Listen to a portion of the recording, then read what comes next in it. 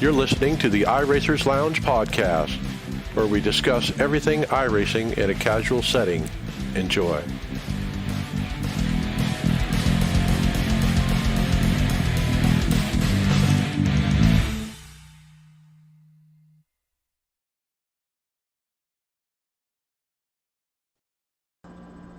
Welcome to the iRacers Lounge.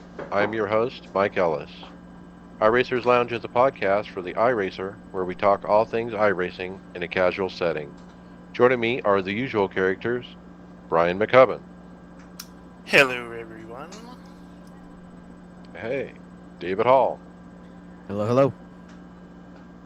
Hey, Donnie Spiker. Happy Thursday, everybody. Welcome. And Greg Hectus. What's up, guys? Well, on the show today, we'll give you tips on how to get faster in iRacing. We'll talk more rain after hearing from our listeners on our social media. In hardware, we'll check out a computer build with real horsepower and a triple setup like no other. Yeah, and you're going to want to see this stuff, and you can follow along with us on your PC or mobile device in real time as you listen to the show and see for yourself all these great topics and products we'll discuss by visiting iRacersLounge.com and selecting show notes. So let's see you there. Sim Coaches offers the realistic sim racing equipment you need to win more races online. It is designed for real racers. Hydraulic construction makes them feel just like the real thing. High quality construction, 100% leak proof, and lifetime warranty are the key features with these pedals. And they look absolutely amazing. Check out simcoaches.com and use the coupon code iRacersLounge to get 10% off of your purchase. Simcoaches.com is your ticket to feel like you're actually sitting behind the wheel of a car, drive harder, and stay on the limit longer.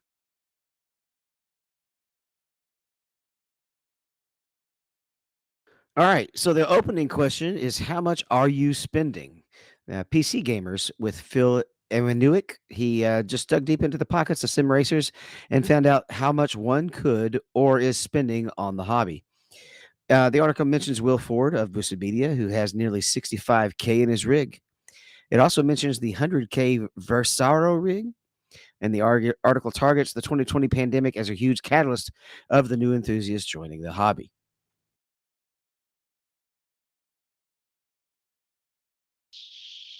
So how much do you have in your rig? Does anybody have a number?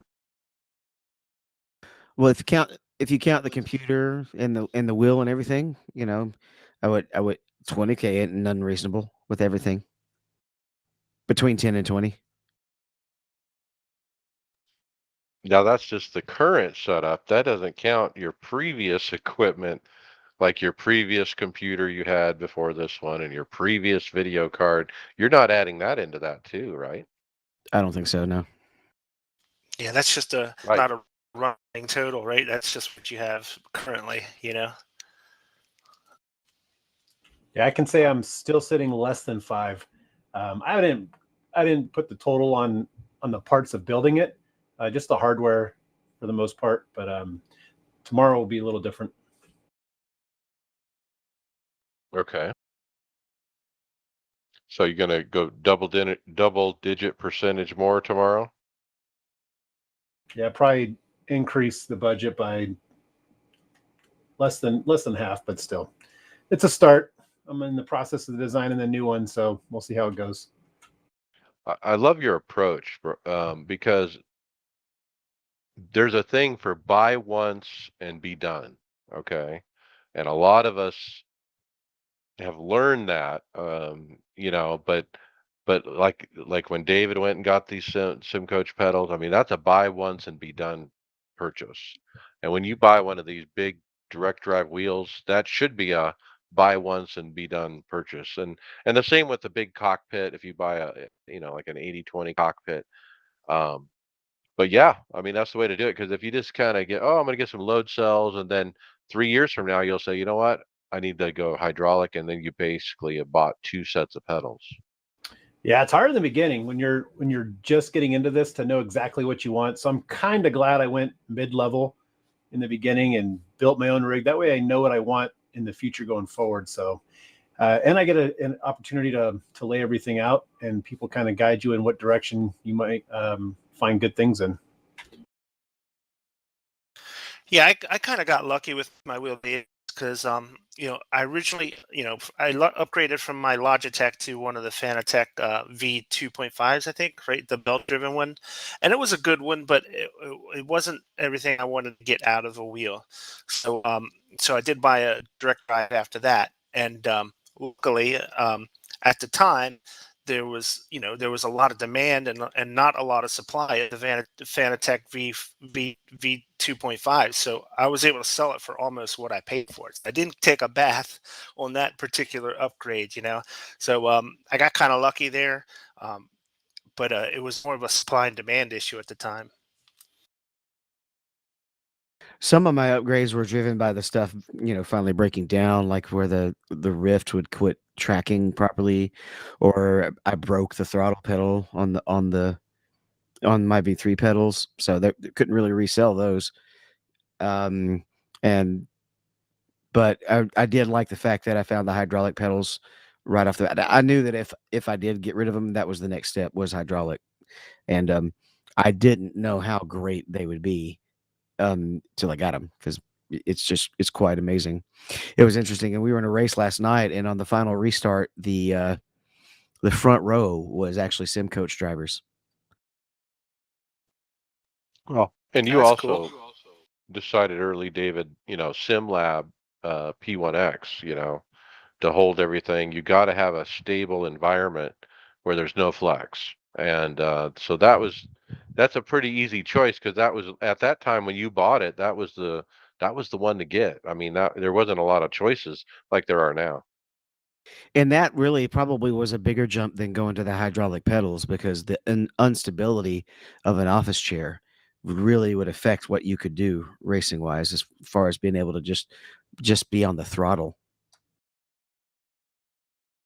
And that's one of the cool things about the profile aluminum rigs is that they're so easily to customize and upgrade. Some rigs that are purpose rigs like that. It's really hard to add a lot of accessories to it.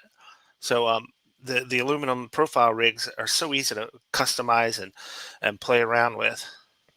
Yeah, I literally just added a shelf to mine by ordering some custom parts. Yeah, Right. and I was able to You can't do that on some things. put some archaic brakes um, mounted, very well onto my rig by because it's so customizable. And I also added a tray for the computer and so forth. But the other neat thing about the 80/20 is if I decide a new project, you know what? I'm going to go to these 55-inch triples or something. That's going to be separate from my rig, and I would have to take off my current triple setup, which is easy enough to do. I could remove it and still have the same thing going.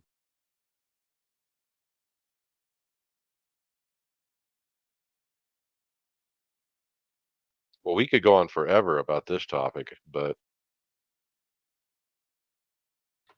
But are you still not fast enough? I guess would be the next topic, right? So, are you still not fast enough, Brian? Yeah, this comes from an article posted on Traxion, and they actually had a written article and a YouTube video talking about how they're giving you tips on how to improve your lap times. It's a road based um, of video that they do, but you know, road courses take a lot more, finesse and talent to really get those extra last bits out of your performance. And they really just start going over some of the things that'll help you improve your lap times.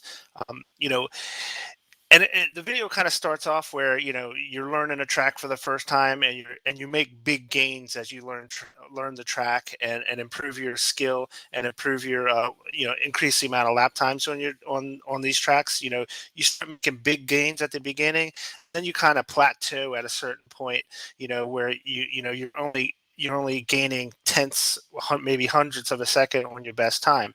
And they're really trying to give you ideas of how to get over that last hurdle to get to the really fast to get up there with the really fast guys. One of the things that they definitely mention, and it's something that they mentioned that Formula One teams, they just obsess over data. That just all the data they get data from the other cars, they get data from their cars, and they use as much data as they can to try to maximize their performance. That's the kind of things that they talk about in this video. Yeah, one thing I thought was It was- interesting, he mentioned, like you mentioned, getting the big gains at the beginning, but usually by lap 20, you've learned the track, and then from there you just get incrementally better as you go on. But they recommend obviously practicing as much as you can to develop the muscle memory. It's the law of diminishing returns. Right, and one of the things they mentioned on the video, is you're kind of you're kind of maxing out like your best times around lap 100, and that's all you can get out of your lap times at that point. But they say that these aliens, these guys who are top level, they don't have hundreds of laps, they have thousands and thousands of laps, and they're just squeezing every last tenth of a second out of every turn if they can, and they know these tracks, So, and they know how to do it. so I was just thinking that new feature that's coming soon, where you can redo a corner from point to point quickly and practice a particular piece of track. I think that's going to change a lot of the way people practice. You think? It will to some degree, but you're still going to want the rhythm of driving the entire circuit and braking points and exit points. But to learn specific corners, it's going to help, but you'll still want the rhythm. You want to ingrain that rhythm into your muscle memory as well. So the article went on to talk about smooth inputs, comparisons, compare to other people, compare to data, and then setups and so forth.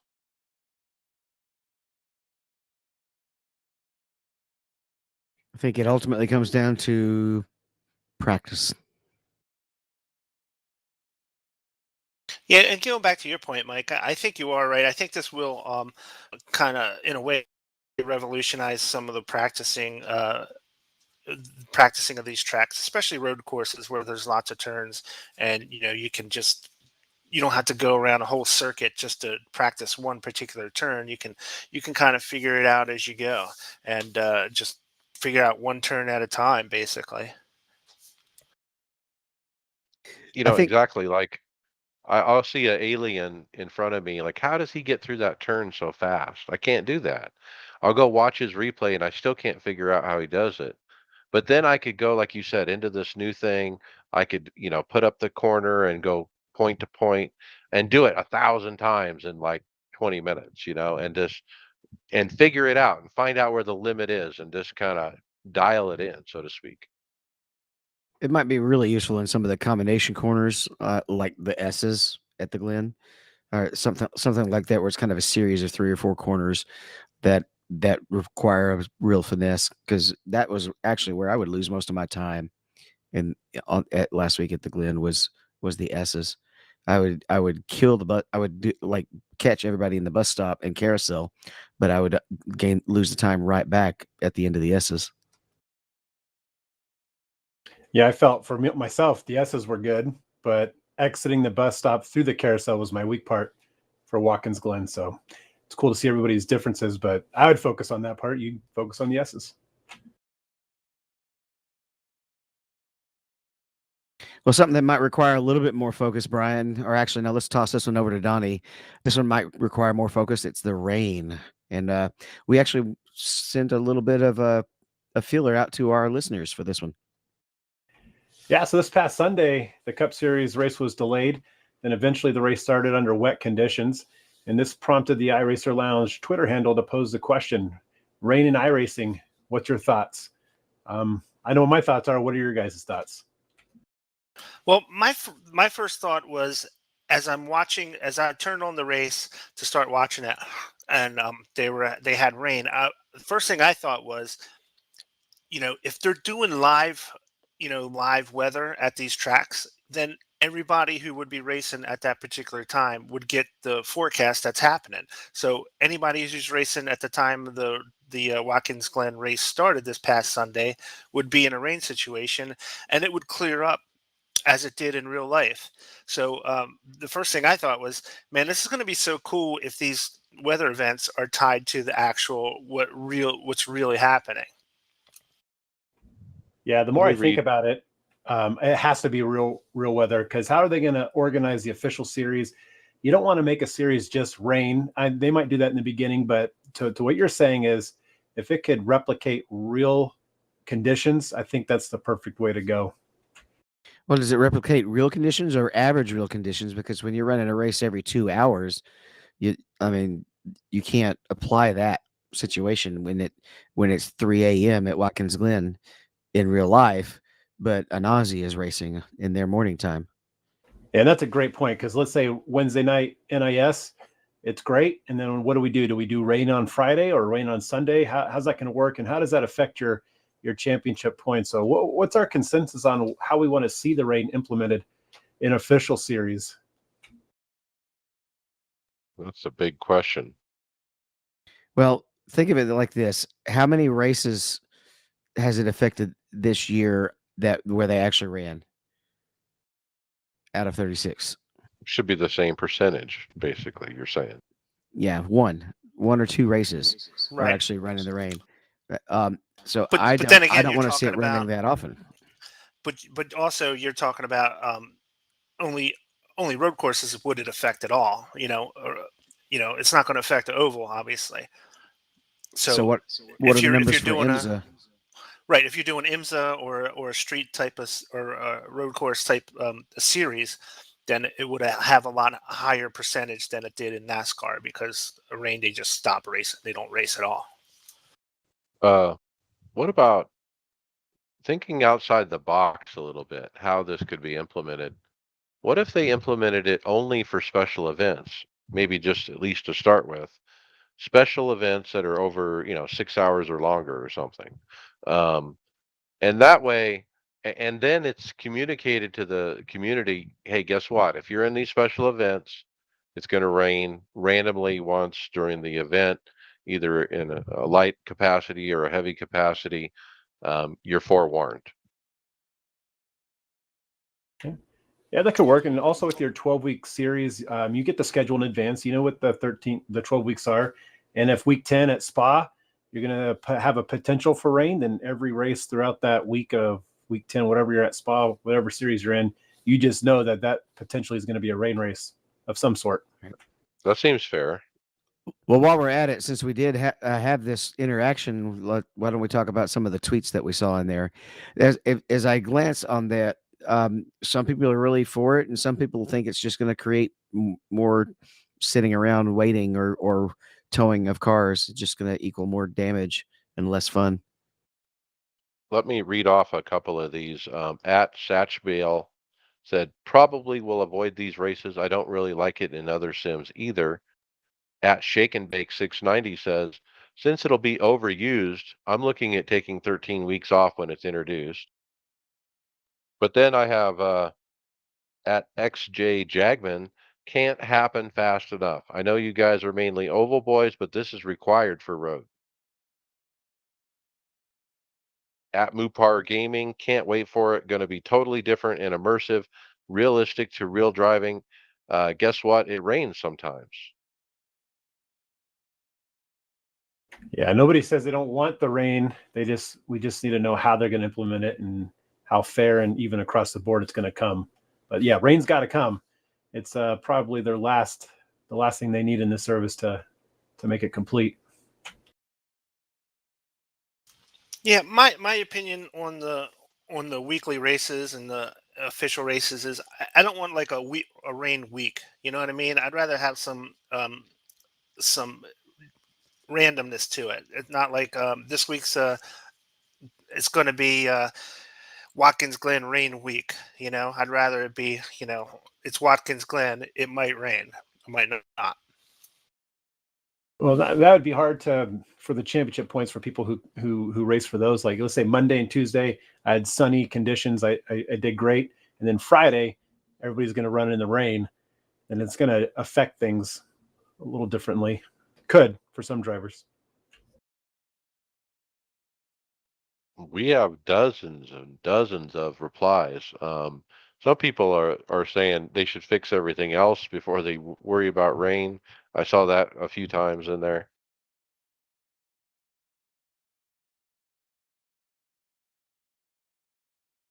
Look, Well, I think it'll that's be cool. I also like that feature. I think we're going to start making that a regular thing where we drop out a tweet and discuss it on the show. Yeah, and special thanks to Tyler Williamson, our teammate, who's kind of taking the mantle and is going to run with some of the social media stuff to get more input from you guys in some topics that we'll be throwing out, seeing how you think about things. So jumping out of iRacing a little, the next topic we're going to cover is an announcement that Project Cars and Project 2 are being delisted from sale. They're going to remain playable, but I guess that they're going to be remain playable, but I guess that means there's not going to be more content or support being added to them, right? So I normally wouldn't talk about some other sim besides iRacing, but I kind of wanted to talk about the business model. The fact that it's under a subscription, that we're paying monthly to iRacing, yearly, whatever you're doing. It's a continuation of a product that grows, that morphs into something else and has longevity in it. So, when you buy a game once, for $60, $80, whatever they cost, you know, some point it's over. Yeah, I actually played Project Cars 1 and 2 quite a bit prior to joining this service. And I noticed they don't mention anything about Project Cars 3 because I heard that one was a lame duck. But I mean, games eventually end and whatnot. I had to actually map a controller to run these two titles. But yeah, time moves on.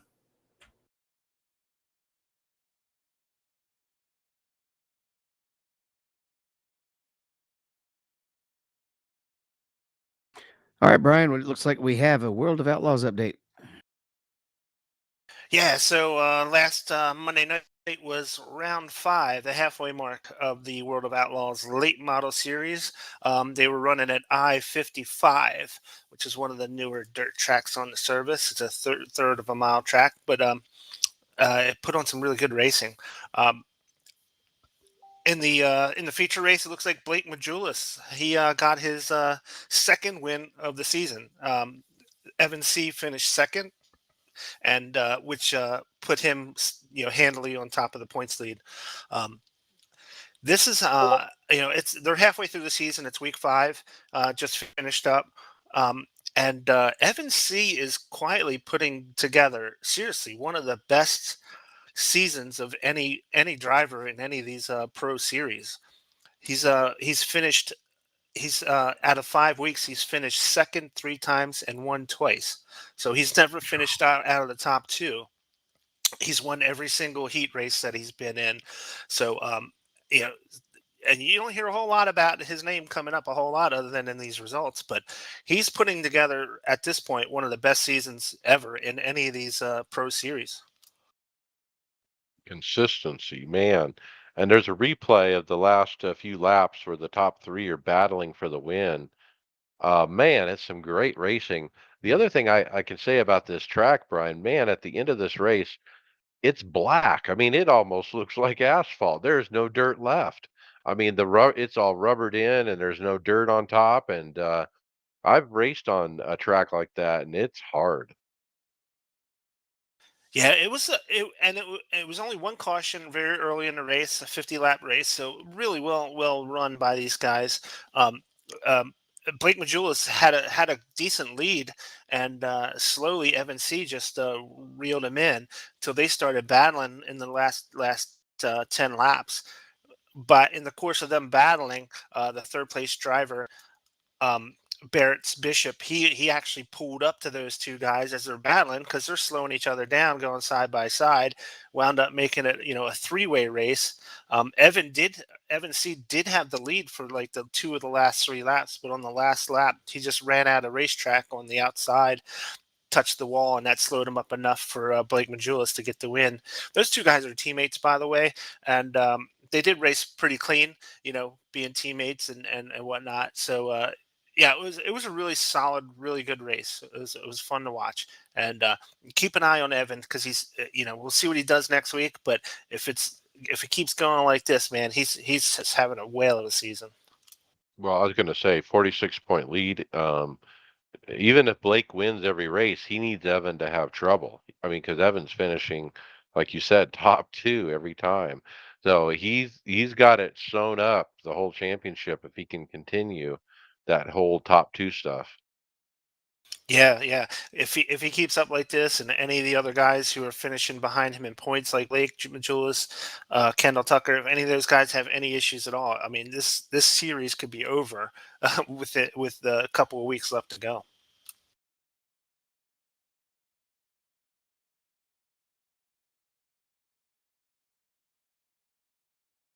All right. Thanks for that update. The next thing we have is the top highlights of the week. iRacing's putting them out every week. This one's got a lot of close finishes. I caught a few of them. A lot of Pocono this week, and then a few races at Spa in different cars as well. Yeah, four wide at Pocono, of course, and which is super easy to do at Pocono because it's so wide there. Yeah, you've got the Mazdas at Daytona. I can't tell if they're running the oval or if they're running the road. I imagine they're running the road, but we only get the clip of them going to the tri-oval. But those just sound like a little bag of bees, and they're always so tight together. They can't get away from each other. They just draft into a big pack. Yeah, lots of good stuff. I really like watching this, and usually I'm kind of picky with YouTube and stuff. I'll watch a video for a few seconds and I'll move on to the next one. But when I get these on, I usually watch the whole thing. I think Bobby's clip from last night could make something like this. That was a good finish from him. Gotta send in the clip. I think this coming week is going to be very Daytona heavy because they always produce close finishes in those type of races. Well, I mean, let's talk about some of the clips we've seen this week in our chat. I mean, we had Tony Rochette today on a clip where he got turned up on his side, on his driver door side, and got slid down the banking onto the flat, spun around in circles, and it never left the side of the car, and it came to rest on the side of the car. I was just waiting for the car to flip over on its wheels or on the roof, but it never did. It just stayed on its side. It was the oddest thing.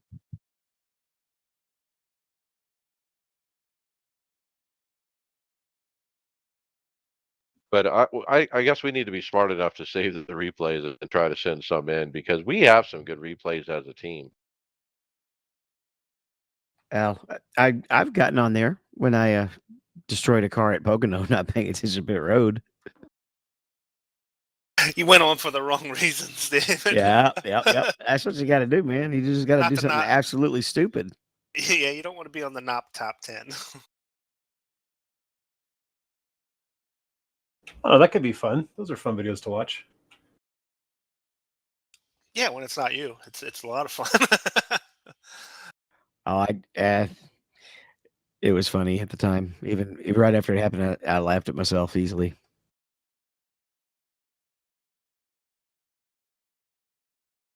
So the next thing we got is another kind of race recap.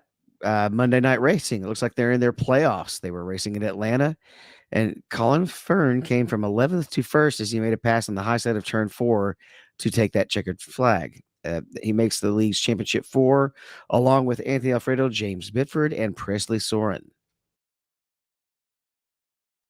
Yeah, pretty neat replay. This one probably belongs in the replays of the week.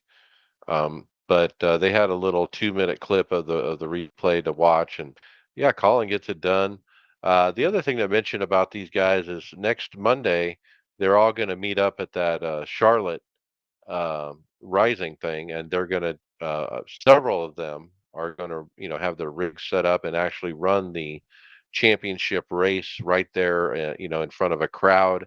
I think tickets were selling at $15 each to get in and watch.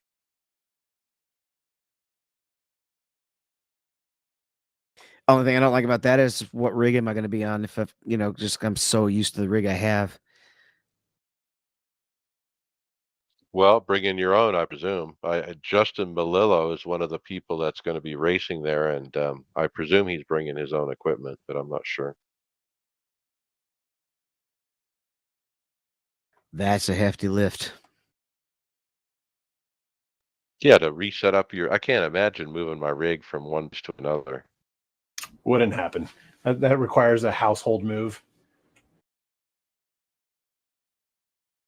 It's so heavy, you'd have to take everything apart almost. Yeah.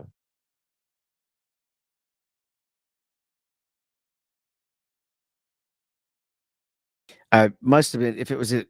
Well, no, Atlanta is kind of almost plate racing, so it might not have been a tire situation. It might have been just good running.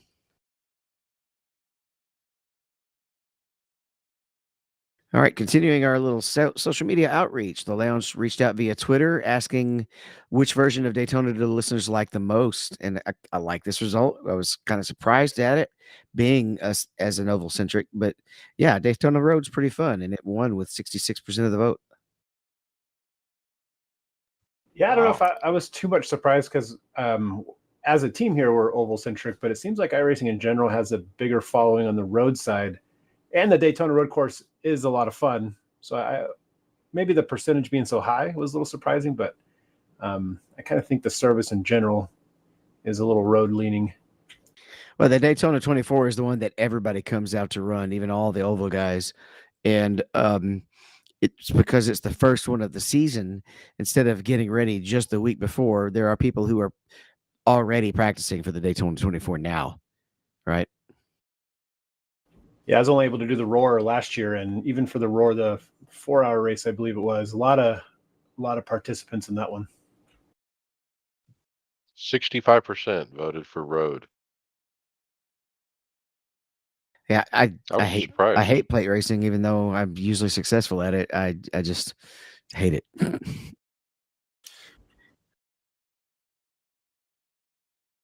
Well, I voted oval, but I guess I was in the minority. I pretty much thought it would be 50-50, but I was a little surprised at 65-35.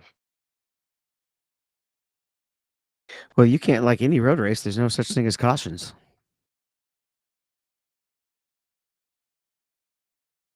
I'd love a caution in a road race. I think it'd be cool. Yeah, y'all got to have one in the league race. We'll talk about that a little bit more later. So, it's getting to be about that time. We've got some confirmations and rumors coming up on the 2024 or 2022 season for a build, Mike. Yeah, this is a running list put together on the forum by Jordan Winsel, and I thought we'd kind of go over it. He goes in here and edits it and updates it and whatnot. So he says confirmed is the SCCA runoffs in October. Um, the Rough GT3 Challenge is retiring. Replacement TBA. Did know that one. Implied Indianapolis Speedway rescan, oval and dirt oval. Well, I think oval is confirmed. We heard that from Greg Hill for sure that it would be out in the release. Lucas Oil Speedway, we talked about that one.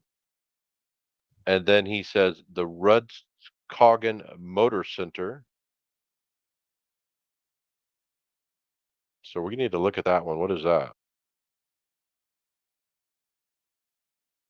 It's probably a So I'm German going to road click the course. link here. Oh, so this is one that's a later story. I guess we'll talk about it now. Just today, iRacing put up a photo of some artwork they're working on of a giant boulder. It says it's not just a boulder, it's a rock.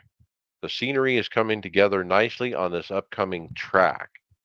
And so I put this quickly in our chat, and I think Greg was the first person to chime in. It might be Pikes Peak. Pike Peak, the oval or the hill climb? Hill climb. Does that And oval I agree still with that. exist? I've taken a train up that mountain, I don't know, a few years ago, and I haven't driven on the road in a long time, but I took the train, and it's a crazy road. I mean, you could die so quick by overdriving one of those corners. I like the maybe down here, Kern County Raceway Park. That's not too far from me. I drive by that all the time, driving up to the northern part of my state. It's actually a nice facility in the middle of nowhere. Okay. What other maybes? We have the Circuit de Navas Magnacours from France. I think that's definite, isn't it? It's definitely not how you pronounce it, for sure. Yeah, I blew that, didn't I? He also said maybe the NASCAR 87 AI. Whoa. Now, Tony's not going to be happy if they put that out before he gets the next gen AI. The mini stock 4 cylinders could be interesting for pavement. Well, next gen AI is actually in the implied list, so Okay, it's there you go. Teasers, 3D grass, rain, the 2D to 3D catch fence generator, the second street stock for pavement or dirt. Remember Dale said something about that. And then a late model stock update or pro late model. And then finally confirmed for future builds a Mercedes W13 F1 car and the Toyota GR86 Cup for 2023. What week are we on now? Don't know. I think it's 11 or 12. take a pause and I'll tell you. I like that Kyle on this thread on the season 4 build content list. After everything that is listed on here, he shows the receipts. He shows the links to where all this stuff was leaked or announced. So you can go check it out just to see exactly where he got his stuff from. Definitely a very Right. valuable thread. Yeah, it's always good to have the links to back it up. Yeah. And we are currently in week 11 of season 3. So a build week in 2 more weeks and only 2 confirmed items so far. Yeah, They pretty usually light. do it in the last 7 days. Yeah.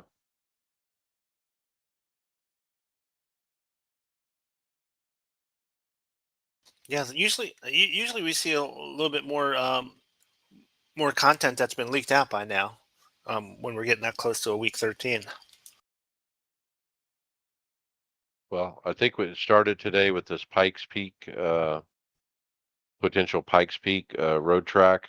I'm looking forward to that. I'm going to buy that right off the bat because I had so much fun with Mount Washington, and Pikes Peak. I've actually been there. I've never been to Mount Washington, so I'm kind of curious to go up that mountain and see what it looks like. So what's the deal with Mount Washington? What was the staying power with that? Do people still run it? I don't hear a thing about it. Well, I don't still run it. No, I think it was just a fad, I guess. I'll probably go back to it occasionally when I'm bored. Well, the problem with Mount Washington was there was no like official races or anything like that to keep everybody interested on a weekly or basis or at least within a 13 or 12 week season. It was like it was just hosted races for the most part and things like that. And where do you get this excitement out of a single car race? unless you can break it up in stages and do some kind of rally event on it, maybe.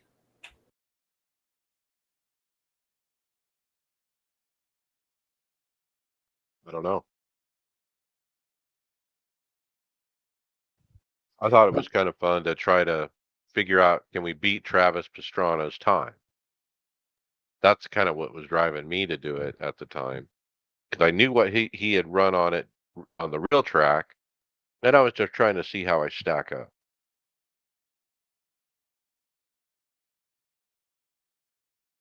Well, Yeah. the next topic we're looking at is actually a question by a listener that the current light scans of the tracks don't really stack up, right? So we have the topic idea is rescan needed, but really it's talking about that Langley now has LED lights, and the entire track surface is looking to be covered, pit lane, grandstands, everything, and he's asking if we're going to start upgrading the lighting of the tracks soon as these start being put at tracks. I would Yeah, think so. Jay Heisman. Sorry, Donnie. Yeah, this is sent in by a previous guest on this podcast, Jay Heisman. It actually looks good for a Langley local short track. And driving some of these short tracks, they are dark. They have some dark spots, but looking at the newly installed lights down there in the screenshot, it looks 100% covered in light. Nice white, brilliant light. So with something like this, so obviously we already have this track, Langley. The lights have been changed dramatically, as the two pictures show.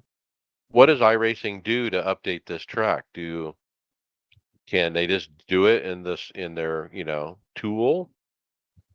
Or do they have to go take pictures of the track with it lit up? Or do they have to do a full rescan? That's kind of what I was thinking, is like, wow, I don't think they have to rescan. Maybe they just do photos and then they adjust the lights from that. I don't know. That would actually be a neat answer to hear. That would be a neat answer to hear from the devs, actually, is how many man hours would it actually take? Yep. And so the other example this week of a real track changing and how does that affect iRacing is Spa and the Eau Rouge famous turn one, turn two, whatever you want to call it, has been redone. They had some resurfacing and safety work.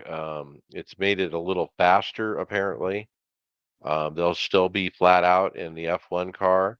But how does iRacing update this track? I mean, is this a rescan? Probably. Most definitely. And it's I wonder if the other cars will still be flat out, because even the GT3s, once you get the tires warm and burn off a little fuel, they're flat out through that corner. So did the actual layout change at all, or just the surface? I don't know. If you look at the picture, it's hard to tell, but it almost looks like you almost had to jig to the left before you made the turn. It almost feels like that jig to the left is almost gone. I remember this being a big deal when they talked about it. People getting upset with them changing the profile, which understandably, it's probably one of the most famous sets of corners on planet Earth. But I get the safety aspect of it. You got to do something about that with cars getting faster. But I don't know. I think it might have the same profile just by looking at this picture with my eye. I was thinking, did they widen the entry down here? That's right, and at the front of the picture, that almost looks like that's all new. Fortunately, I never see the track from that particular angle, so it's really hard to say.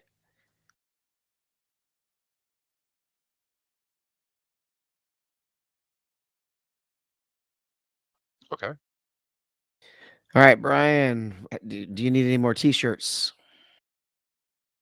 Yeah, we all need new t-shirts every once in a while. This comes from 213simware.com. They are selling t-shirts, and some of them are sim race inspired. Not only that, but you can upload your own templates and logos and stuff like that, and they'll create your own T-shirt.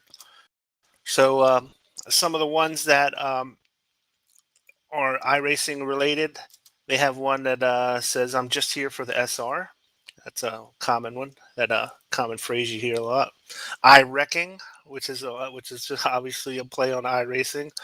Um, so yeah, they're pretty cool. They're running around 16, 17 bucks for these T-shirts, and again, you can put in your own logo, and they will create your own T-shirt. That's pretty cool.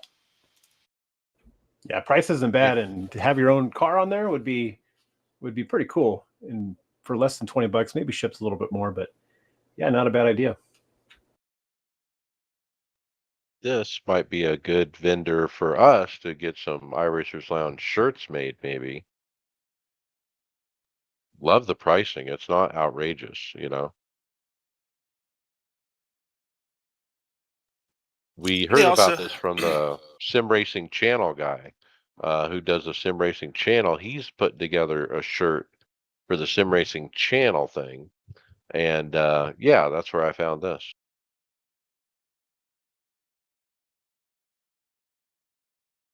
they have some other products too, cups and glasses and stuff like that. Pillows even.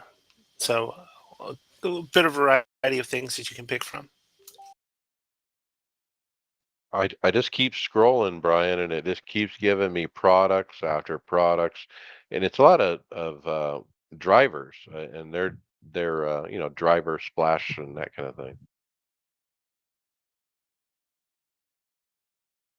I wonder if you have to be careful of any kind of copyright infringement type of stuff. Like if you have you want to put your car on there, and you might have a sponsorship that's a real vendor, real company, whether they would do something like that. I don't know.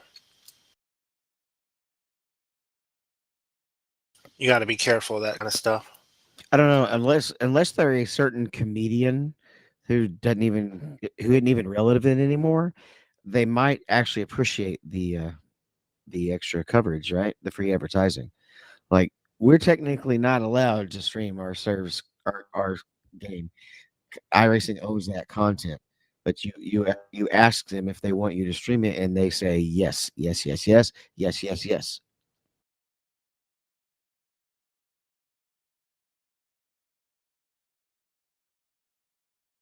We've got one event coming up on the calendar. It's the Bathurst 1000.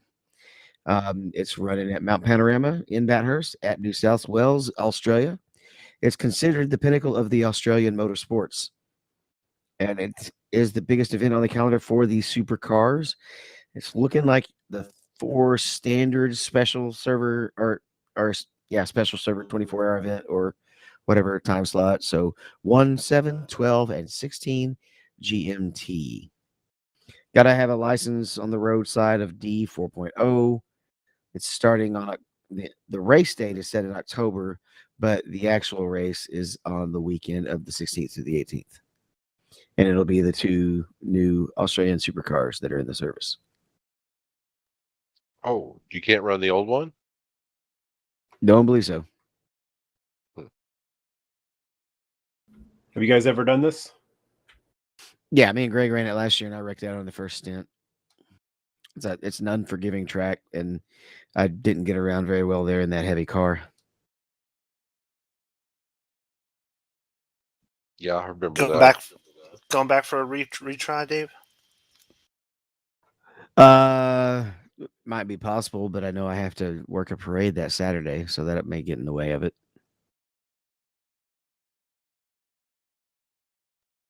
Not a lot of motivation on our team recently, David, for these endurance events. I think you were trying to put a car together for something, and it was like crickets, right? It is every time. About the only time everybody really gets excited is Daytona. Greg occasionally runs the endurance races, but doesn't doesn't really have a whole lot of time in his calendar for them.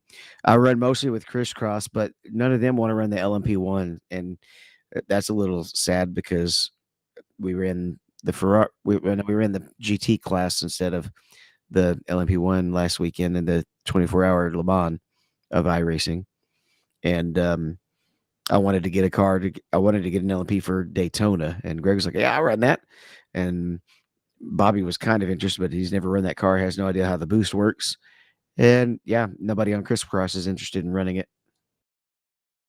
Yeah, I asked in our group chat if you guys run it, and I guess you guys have two teams. You have somebody mentioned a fun team and a serious team, and I think they said the Ferraris for the fun team. Yeah, and I personally hate those titles because running serious is fun. I get what he's saying, because for like my softball team, we have a competitive team that goes out to these tournaments, and then we have a fun team. That's usually the guys that drink beer and don't win. We should have called it the fast guys and the slow guys, because that's how they were grouped. That's how we're grouped for the Daytona 24. Or you could call it the road guys and the oval guys. Yeah, something like that. Yeah. Yeah, I wouldn't mind knowing what the oval guys would run come Daytona, and I'll pick up that car and run it in the wintertime, gearing up to it. Because I know I'll do the Roar again, the GT4. It'd be nice to potentially do the 24. Yeah, the Ferrari probably GTE Ferrari. And there, if you've got your A license, the Endurance Sprint Series is there next week, as well as the 24-hour series that they have. But you got to have A license to run in that one on the roadside.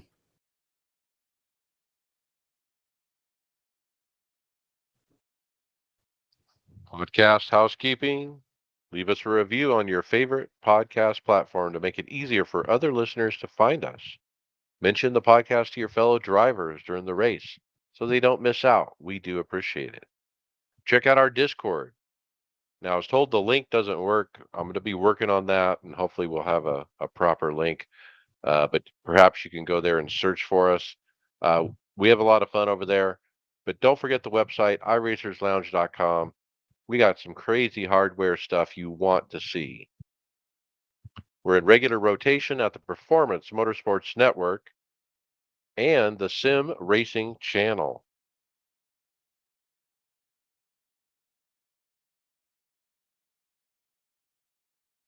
All right, how'd you guys do in your fantasy picks this weekend, Brian?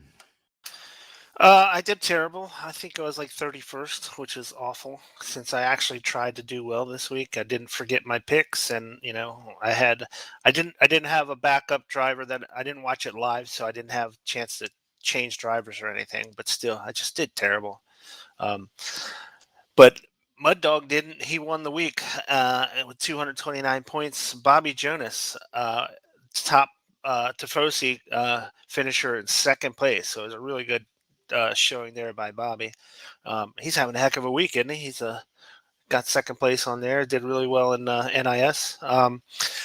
Tyler Fatboy 1990. He got 9th place on the week, and Tony Groves 15th for the week.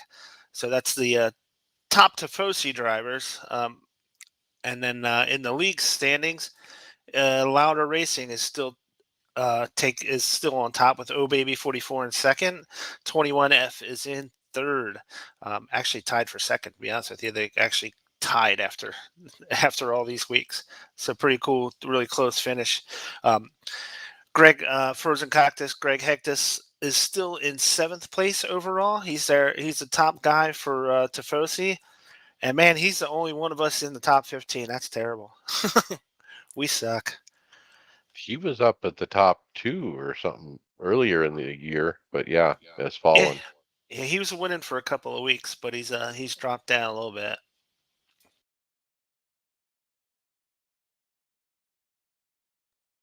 Well, we figured out why I might really do really bad in the points, because I had Kurt Busch in the car and nobody else. Yeah. You picked Kurt Busch, or you just let him roll he from was a couple left weeks over ago? from before he got wrecked, and then I don't know. I hadn't looked at it in a couple weeks, and then when I opened it and looked, the only driver in the whole selection was Kurt Busch. There was no other drivers picked. It needed me to fill them, but there was one listed, and it was him, and obviously he's not racing. So Yeah. yeah, I Okay. suck. Just So leave that's him in bad. this weekend. He's a good plate racer. Yeah. You took him and four other drivers who you've already used up all your picks. That's the way to go there, Mike. So how do the points work after this week? Do you crown a champion and then basically start a new round for the playoffs? Somebody had mentioned, I guess you get everything resets, but you can only pick a driver twice or 3 times. But yeah, I don't know. I don't know if you get something for winning the regular season, but seems kind of odd to go 26 races for really what purpose?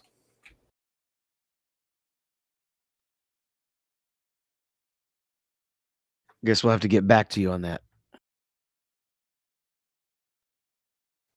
All right, hardware software is brought to you by Supreme 3D printing.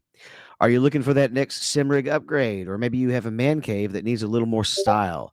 Or is your wife wanting to redecorate your home? Well, we here at Supreme 3D Printing have you covered. We will create and print tons of different and useful items that are sure to fit everyone's style and budget. If you don't see what you're needing, then feel free to contact us and we'll work on you to find your needed item. Check us out on the Etsy store at Etsy/shop/Supreme 3D Printing. He's got a bunch of artsy stuff too, not just sim racing related products. Like he's got a Groot. It's got all kinds of neat stuff.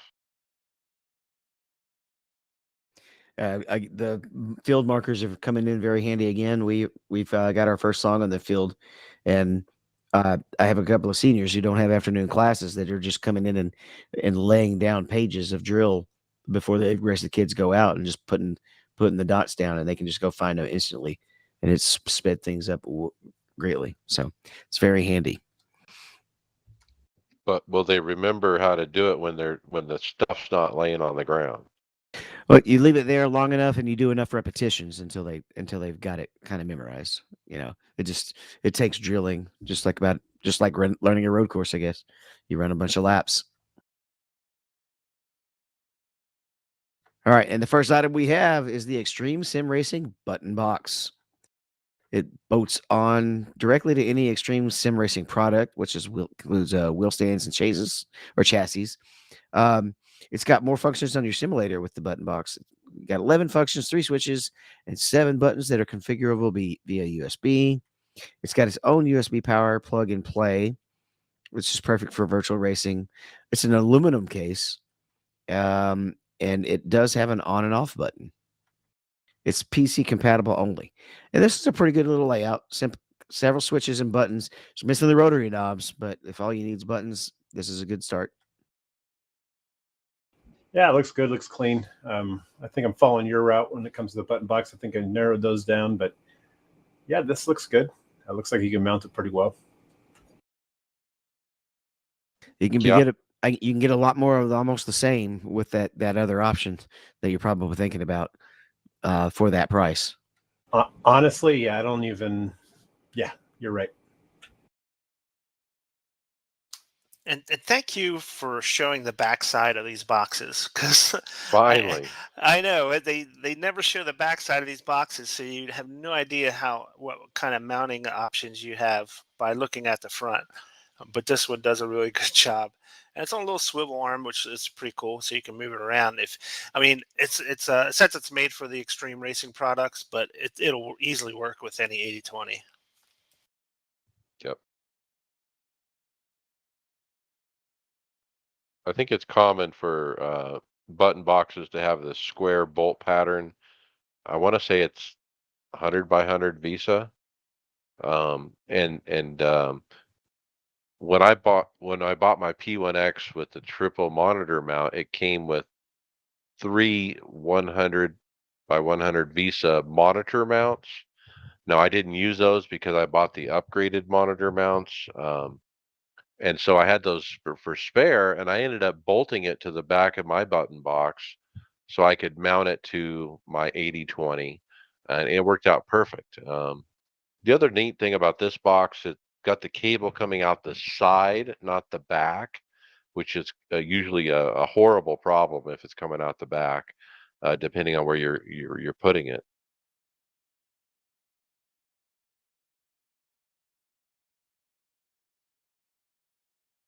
All right, Mike, what's this next thing we have? The question is Carson Flyer? Well, Frex Sim is showing off uh, their carbon fiber hydraulic pedal set, and they got an Instagram video of it,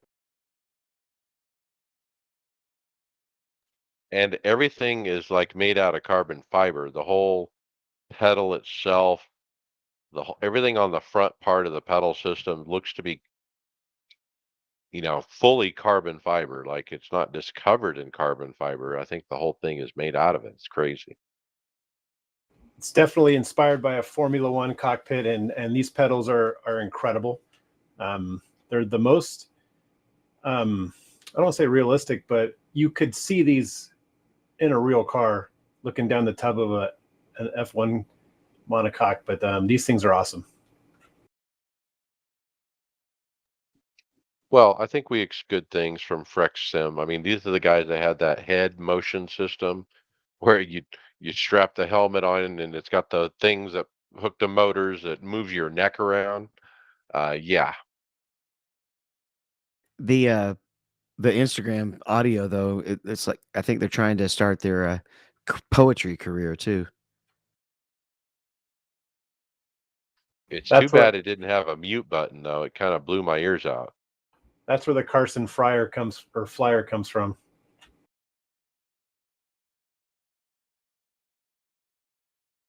I get it now.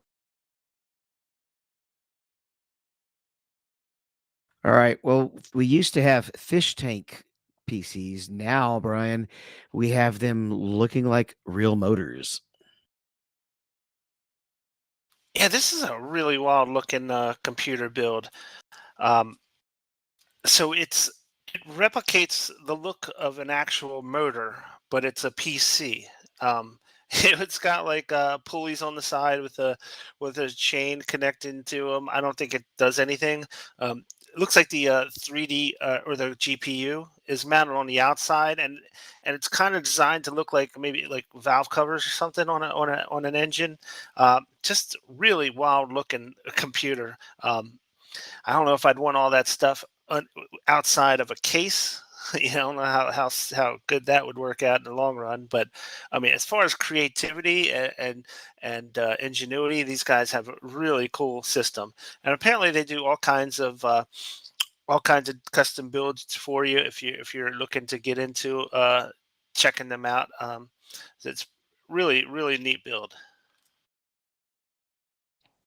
Oh, it is. It really does give an impression of a motor, when you first see it. Even at the bottom, it looks like, it's on a spring or something, the way it's mounted. And I don't know. The other thing that kind of catches my eye is right where the CPU cooler would attach is like some kind of round video screen, with some guy's face and a little video on it. I don't get it, but it looks cool.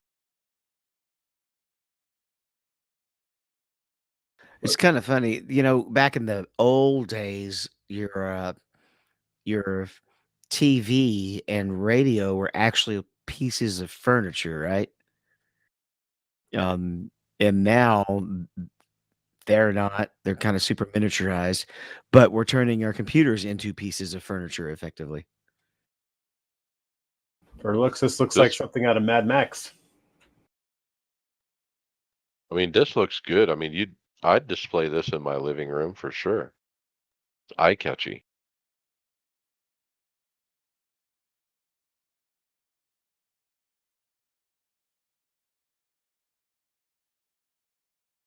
All right, Donnie, we've got a dashboard from SimSport Gadget.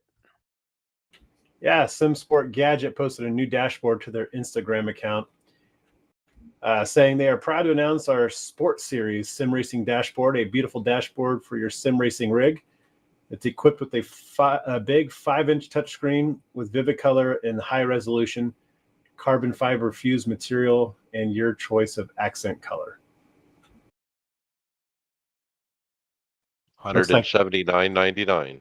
Yep, looks like it's available through Etsy on their Etsy page. Have we had any luck purchasing equipment of this nature through Etsy? And you guys try that yet?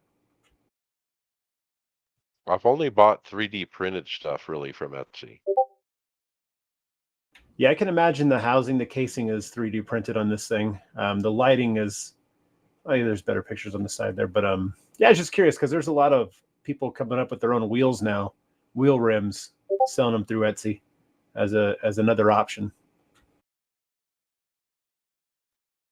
Yeah, now the cable comes out the back. It looks like it's a nice braided cable. It looks like they have Joel real timing or something similar running on the screen. It could be a sim hub Sim hub, yeah. dashboard probably. But it says it's touch screen, so you can actually interface with it by touching the screen. That's kind of unusual for these displays. They're usually not touch screen; they're usually just displays. Yeah, it's nice to have a display like this right above your wheelbase because when you're in triples, you can't see the dash. You can't see your gauges. And so anything important, you have to get it somewhere else, and that's a great way to do it. What I did was I bought a 3D printed uh, phone mount that mounts on top of the DD1, and I have an Android phone. I have two phones, and iPhone and an Android, and so I put the Android on there when I race, and I put the dash up on it, and it works great. And it all blends right in, and I don't feel like I need something fancy like this when I have that. It works great.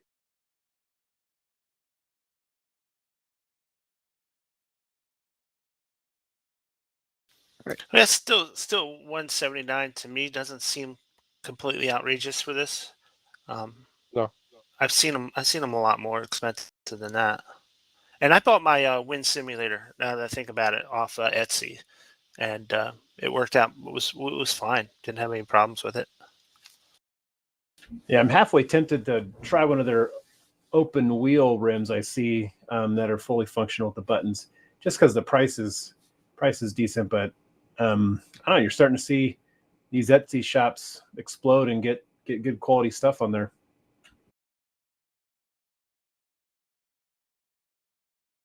I'm not sure this next one can be found in an Etsy shop, but it does look kind of lustrous and luxury like. All right, we have a Luso Motors posted Instagram, and it's a racing seat designed for classic esports. And I can see, especially with the way the headrest looks on it, that it makes you think of more classic car design. They can imagine putting it in the Porsche, BMW, Jaguar, or any of the similar cars, right? And it looks nice. You can get a couple of different finishes options. The one on the main Instagram post has kind of got a suede middle with probably a leather or vinyl uh, edges trim. Yeah, I can imagine soaking that one in. Yeah, it's got a real classic look to it with that leather, that David's talking about, and the head seat, or the headrest, I guess you'd call it. The headrest is a traditional car looking headrest and on two posts. And so, yeah, I mean, this would make any rig, it would dress up any rig, I think.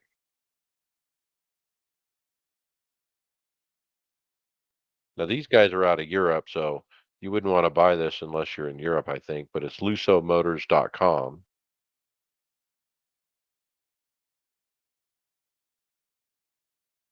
Well, Mike, I got to throw this one your way because you're always talking about quick releases. So tell us about this next one. Yeah, we got a video here, how to set up a quick release adapter and for any steering wheel, drift, rally, or do it yourself on the Moza R9 sim racing wheel base. Using a NRG Innovations quick release Gen 2 Black, a quality, solid, good quick release and makes a ding sound. Uh, any wheel that has a 70 millimeter PCD, standalone, or connected via USB. So is this Moses saying that you could attach any wheel you want now utilizing this adapter? Yeah, basically, with this NRG, and I've heard good things about it. There's no play in it at all. Okay, so now we got teased a couple weeks ago, something big coming. I thought Moza was proprietary, that if you bought the wheelbase, you had to buy their wheels, and this is kind of their way around it. But I've been doing my research on the quick releases, and I believe the NRG one is like $110. I ended up buying one from Amazon for 30, and I put it on my wheel yesterday. And it's fantastic. It works. It's a spindle type quick release, and that way I can buy multiples and put them on all my rims and interchange that way pretty quickly. But I have to attach to the hub, the podium hub, so it gives me a little bit of an extension. Yeah, so you have a hub on a hub. Title idea. So I have the podium hub, the gold podium hub, and then a little the quick release adapter attaches to that, and then the other portion attaches to my other wheels, and that way I could slip them in and out. I see. Rather than get two podium hubs, which they have play in them anyway. So the podium hub has play in it, so you're not fixing the issue because you're still using the podium hub, right? I don't understand your play issue. You bring that up quite a bit. Do you not have the set screw set in the actual shaft of your direct drive from your I podium guess hub? not. No, I don't put in the set So screw. Is that why it's moving? I've never not ran it with the set screw, and I get no play with mine. I could try running without the screw, but I would just assume the screw's there for a reason. But yeah, I don't Well, get any brilliant. play. I'm going to try it. You Learn might something you every might That'd have day. be funny. might have just saved Mike $1,500. Yeah. I was thinking about buying a wheel. Now I'm like, whoa, I need a screw? Actually, Donnie has now saved Fanatec, right?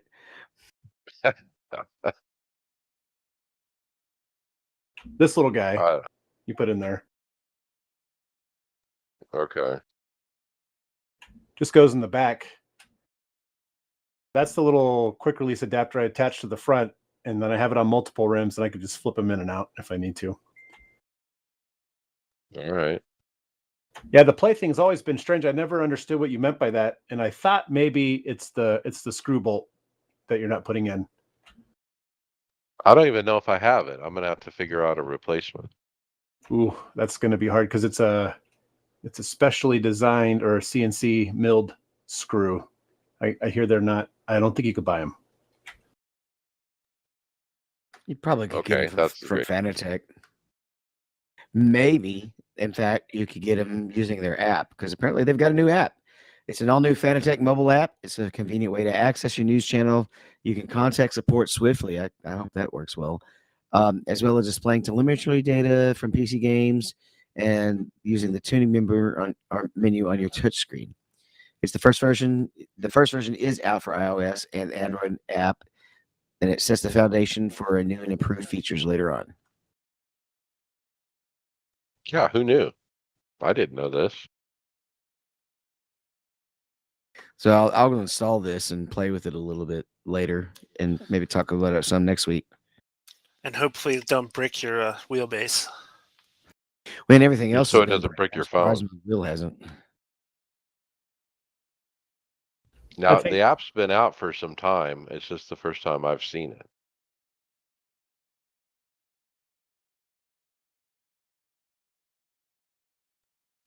Now, I have a problem with my Fanatec software, drivers, whatever you want to call it. It doesn't remember the settings that I put into it. I have 5 different presets, and I can go to number 5 and put my oval settings in, and then I can race, but then the next day, those settings aren't there. I have to re-put them in every time. Drives me nuts. I would try putting them in on the wheel itself. Okay, good idea. A bunch of good ideas today. because that's where I always have made the adjustments, and then I just used the app and took a screenshot of it when I got the new computer, so that I could turn around and set it all back again.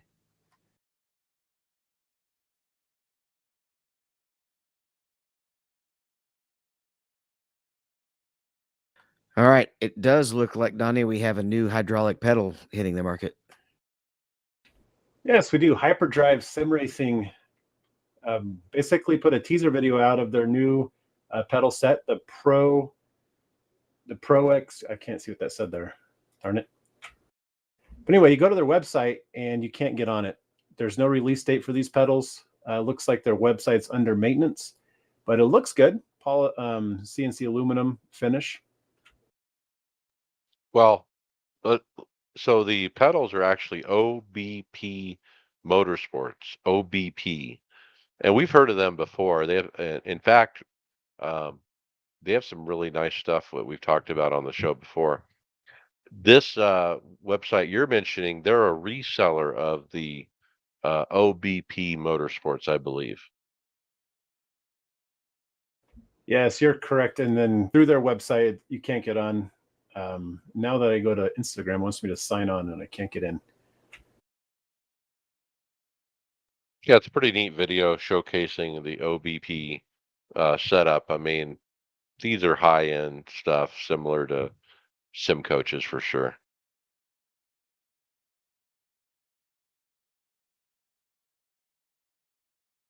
All right. Yeah. Okay. So here's what got me when I was reading this one earlier. So it's available to order and try in our showroom August of 2022. So we're almost in September, and you can't access it through their site.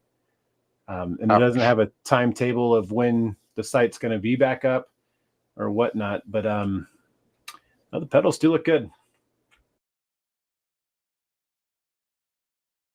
Yeah, they do. They do look really high end. So we'll have to see if anybody reviews these. I haven't seen a review on the V2, but I'm sure that'll be happening.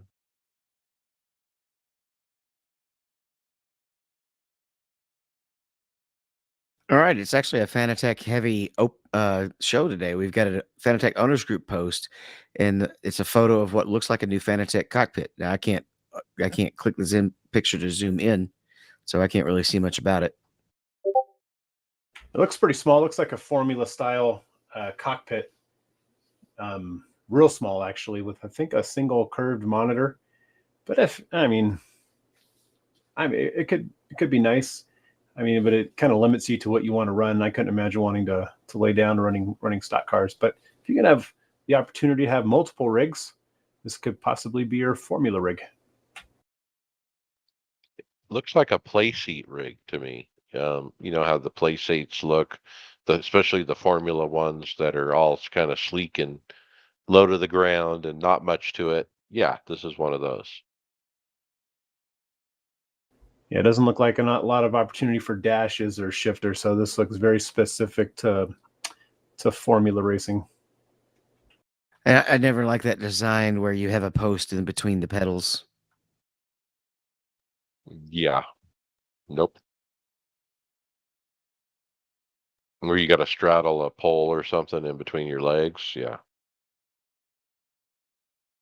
Can't tell if from the picture if that's what this is, but it looks like it may be.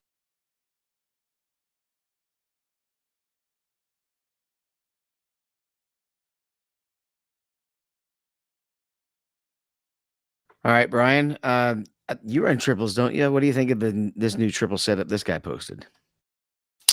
Yeah, I don't run triples. I'm a VR, but I do love what this guy did because we had just talked about these 55-inch Odyssey Arc curved gaming monitors from Samsung, and we were talking about could you make triples out of these? It seems almost ridiculous because they're so big. Well, apparently someone did in a post from Mark Andre. Let me see his last name, Leducre. He he has a picture of a rig with triple 55 Arc Odysseys, and it is fantastic. those monitors are it's almost like a IMAX screen that wraps around your rig. It's so big and clear. It's fantastic. And apparently they are not really the computer that they're using is high end, but it's not anything off the charts. They're apparently they're running a RTX 3080 Ti with an i7 12th gen Intel processor, and it's running smooth at 120 frames per second, maxed out with the options on it, the graphic options. So, man, it's amazing that it runs it that well, and it's just beautiful. I always like to question scale on items. So that driver's side mirror, would that be the size of a mirror in relation to that person you're seeing sit in the chair? That's the idea. Um, Yes. yeah, it's got to be close, right? It looks like it. You got to be the right distance from the screen. And Donnie, we were talking about this, I think, this week or last week. What is the distance, should the triples be from your eyeball? Well, with 27s, it's right above the wheel base usually, right behind the steering wheel. But as you scale out, like you're talking about, to 55-inch curves, you got to really push that back. So like you said, that mirror isn't big, because if that screen was closer to you, it would appear bigger. Now, could he grab that mirror from where he's sitting? It doesn't look like it. If you look at where his right arm is and how far it would reach out, Yeah, he I think can't it's reach a out and touch little that skewed on monitor. the left-hand side. The right-hand side, it gives you a little bit more um, perspective on how far these are away from him. Yeah, that's But I pretty mean, good. these three monitors almost make a 180-degree half circle around this rig. It's really cool. The Yeah, that's footprint, how big does it take, is pretty big too. I mean, to make that 180 arc, I mean, if you look at the distance between the how big the monitor stand is from left to right, I mean, yeah, 12 feet, maybe 15. yeah. This looks like when I kick my last kid out of the house type of project, because I'll need an entire room dedicated just for the rig, which I wouldn't mind. That's right. That's why you get a 4-bedroom house or an extra bedroom. This is Wait, something else. I can't believe how good this looks. Hey, if we're talking about buying a different house to fit your sim rig, does that apply to the costs that we were calculating earlier? now, if you can Well, justify using that house for other means like cooking dinners and sleeping, then I would say that's your living space. I don't know. Maybe you can get away with not counting that.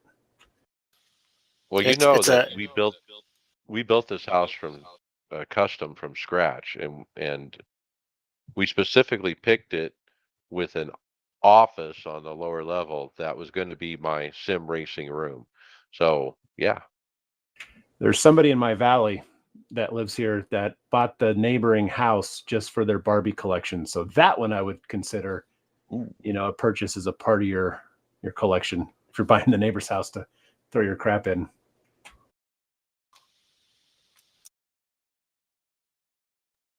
So I think Advanced Sim Racing had set this guy up with everything he needed.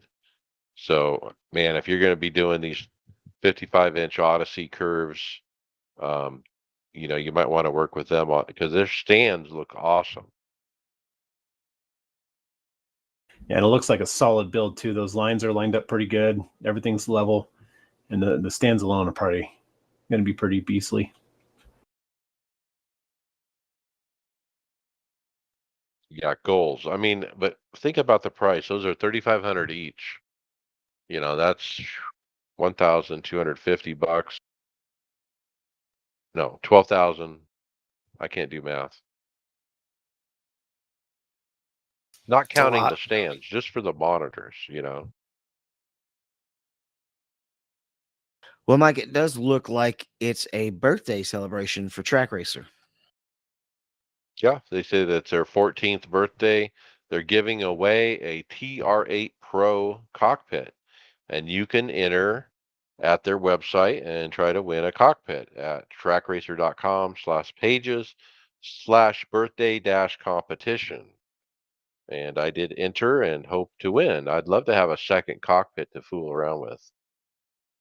I like their designs. If I were to pick a, uh, a a a rig to buy, I think I would go the track racer route. I just like the tubular designs on some of them, but this one is pretty nice. The other rigs are pretty nice too.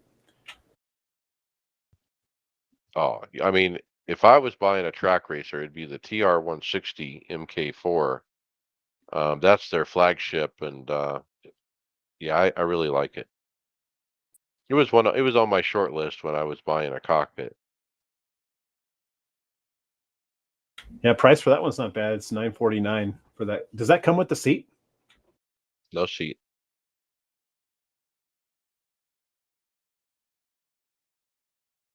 So you get like a seat like I got, $370 NRG. Slap it on that. There you go. All right, we have an Instagram post from Lawrence over at Sim Coaches, and he's promoting their Discord community channel. I'm in it, and there's definitely a lot of good things you can do there. They throw occasional hosted races, and it's just a place for them to also hang out and talk about the products that they're working on. So even if you haven't bought your Sim Coaches yet, if you'd like to hear about them, join that Discord and become a Sim Coaches community member. Yeah, I was reading the Discord last night. Bobby Jonas was in there telling everybody he won the race, and with the Sim Coaches colors. So pretty cool.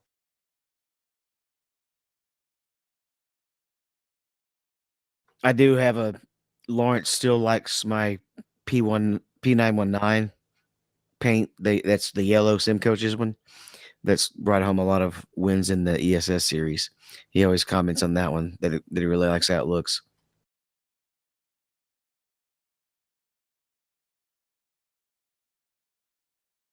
All right, this cockpit looks awfully familiar. It has that same leaned thing from it's a Ford cockpit. Is that what they're going for with the color? Yeah, it looks Yeah. like So Ford GT design to it, I guess. no. So if you look closely, this is the next level racing uh, elite cockpit iRacing edition is what it is. It's the same one they were selling last fall. That this was also on my short list of cockpits to choose from, the iRacing edition one. But this is basically they took it and painted it Ford blue, or Team Fordzilla as they call it, and basically they branded it officially licensed Ford GT. Pretty cool look. I mean, I love the blue. Yeah, this is the one that has the leaning pylons in the middle. Where they slant, they don't go straight up. That was one of the deciding factors of why I didn't choose it. And it does have Ford on the aluminum profile as well, the actual logo. Yeah, you get the Ford logo, you get the Team Fordzilla is it's got stickers, that kind of thing.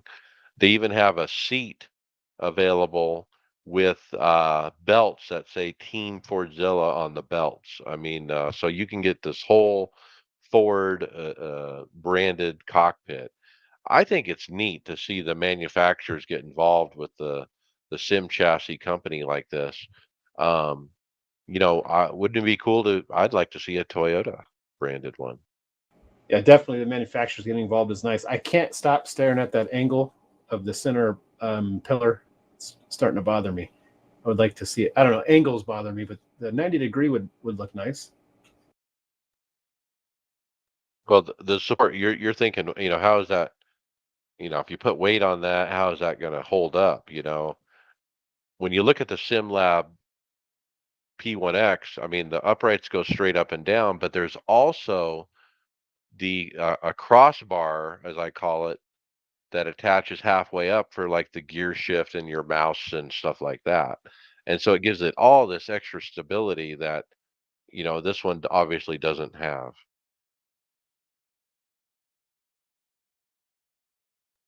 $800 US.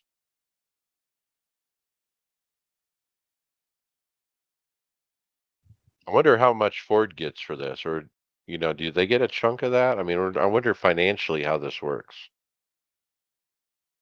Do they get a chunk or do they pay a chunk and actually use it as advertisement? Right, could be.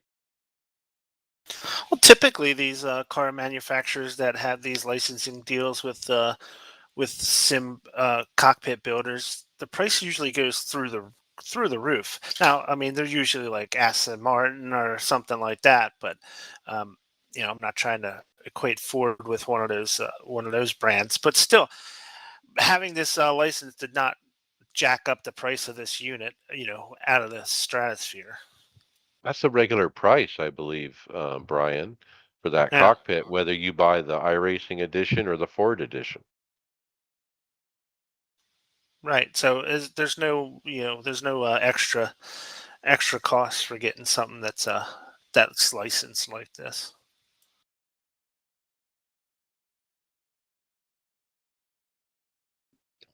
Almost bought that one. That I was so close. So this next one is interesting considering how hard it always is to supposedly get video cards. But Nvidia is saying that it's built too many. What do you think about this, Brian? Yeah, this is an interesting article from The Verge, and what it's saying is that NVIDIA has too many graphics cards. Now, I'm assuming they're talking about the 3000, yeah, the 3000 series cards that were in such high demand for the past couple years. It looks like they might have an abundance of inventory now, and they might the prices might start reflecting that oversupply. um, Plus they're probably going to want to clear them out before the 4000 series comes out, because they don't want to have tons of the 3000 series markets sitting around when the 4000s come out, that people are going to start buying the new series, and the 3000 series is going to, they're just going to sit. So I haven't seen any price drops because of this supply issue they're talking about, but it could affect the prices. It could affect the release of the 4000s, because maybe they want to sit on the 3000 a little longer. I don't know, but yeah, my my guess is that, with the demand that was so high for so many years, they just cranked these things out, and now they just made too many. They're trying to figure out what to do with them. Yep. So prices will be lowered to the distributor. Now, they also said whether the distributors lower the price beyond that is really up to them. But yeah, they're trying to blow them out. So it might be a good time to get an RTX 3000 card if that's good enough for what you guys want. If you're not waiting for the 4000. I'm just cruising Best Buy right now for graphic cards, and yeah, they're coming down.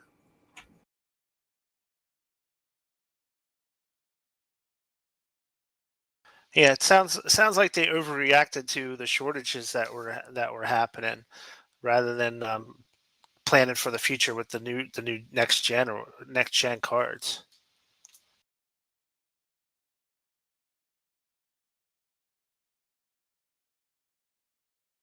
All right, let's finish up hardware. We've got a Rigmatech Simbox button box. This one's on the simple side for sure. You got a grid of 9 buttons and 3 rotary dials. Yeah, the cool thing about this one, it is so slim and thin. It's, typically, the boxes are a solid inch, maybe even wider. This one is much thinner than that. So it looks like could be something that you could really maneuver around a little bit easier, possibly, than something that's a little bit bulkier. Um, but you're right, Dave. It's not super complicated as far as the buttons go. It looks like 9 press buttons and 3 decoders. So not super, complicated as far as the button goes. But I think the real selling point for this is just how thin it is. It's running at $130 basically. Now it says on here that it features 4 function encoder dials. I'm not sure exactly what that means. But I think they're push buttons as well. okay, that definitely gives it a nice bump, and the price is good even with the simplicity. Cable comes out the back, but it is off center from the mount, which I think again is the 100 by 100 millimeter VISA mount.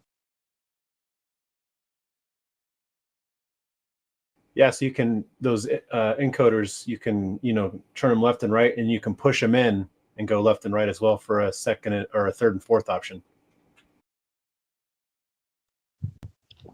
Brian's onto something. The thickness of a button box matters. And when I bought mine, that was one of the key features I was looking for. I didn't want a real thick box. In fact, this company, Ricmotech from Florida, they have some really nice higher end button boxes if you go look. But the thickness drove me away from those. I don't like how deep these things are. Yeah, the ones I've got are actually really thin and are actually directly mounted to the drive as well.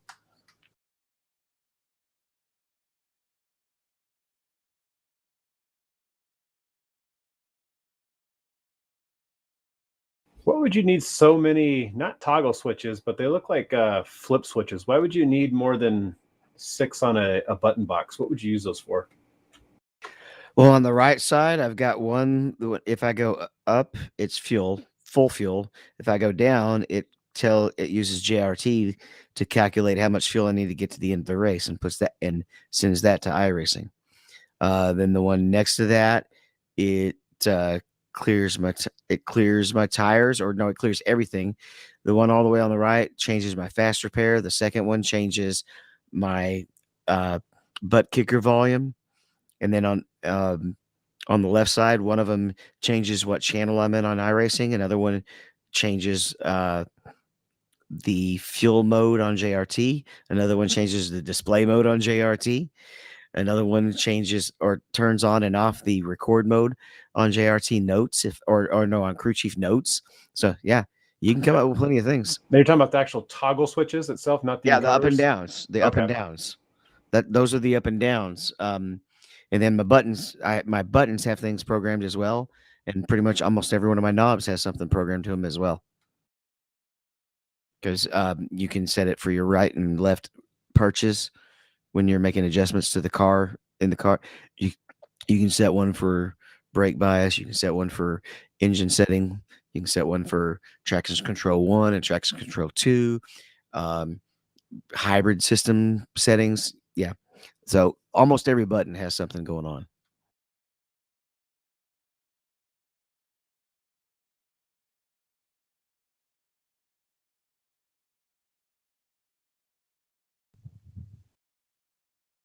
Results. Let's jump to NASCAR iRacing Series Open Friday. It was the Watkins Glen P20, and I basically got what I deserved. I think had a top 10 earlier in the week and was just trying to do better than that. I was in a higher split, and I got probably what I deserved. It was a pretty uneventful race for me. David P21. Yeah, I basically got taken out by a guy who had already pitted, but and took a ridiculous dive bomb and expected everybody to just get out of his way when he was on the same lap. He just came into the bus stop and I was already past the braking line before he got beside me. And he just destroyed me. So it is what it is. I'll see him the next time I see him. Ooh, he's on the list, huh? Oh yes.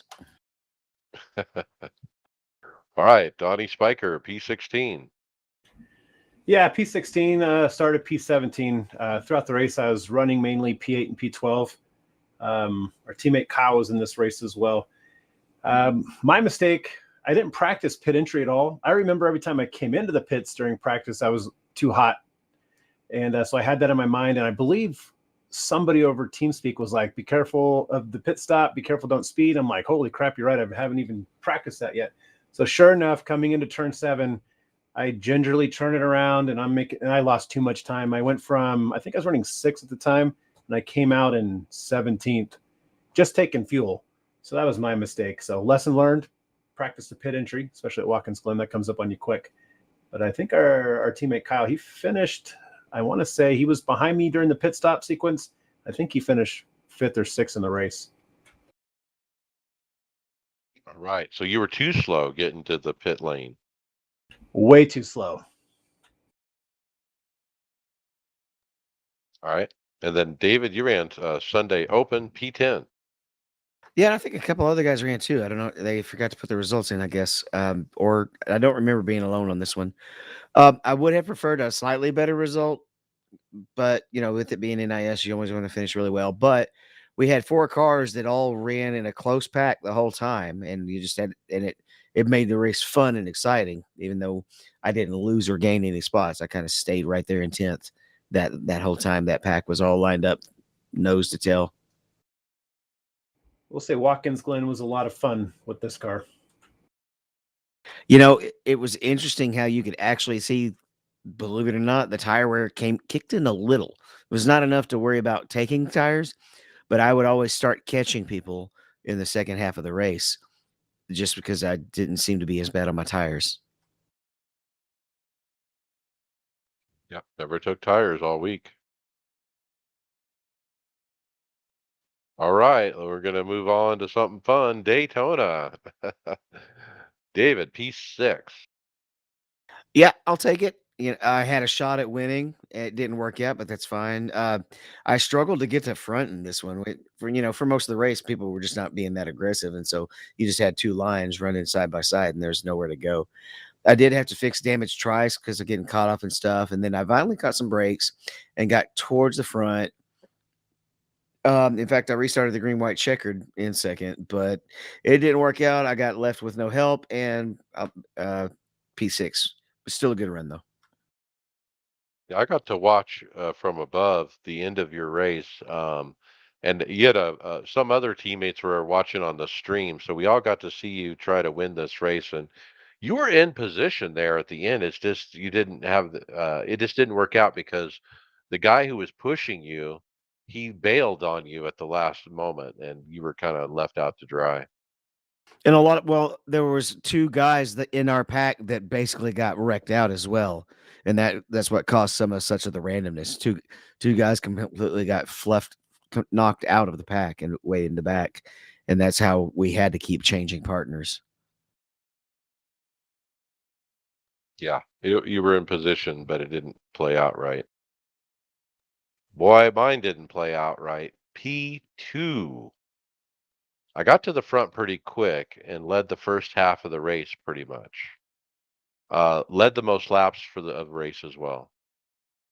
Obviously, being up front, I used more fuel than everybody else, and I had to pit before the halfway mark.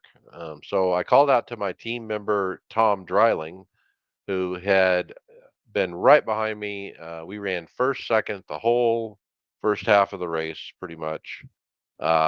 He was able to save fuel running behind me, and so I called out to him, "Look, you need to stay out and pit with the pack. Leave me behind. I'm going to pit when I have to pit and pit by myself." And that's what I did. And he was able to pit with the group and come out with the lead after the flags after the green flag stop cycled.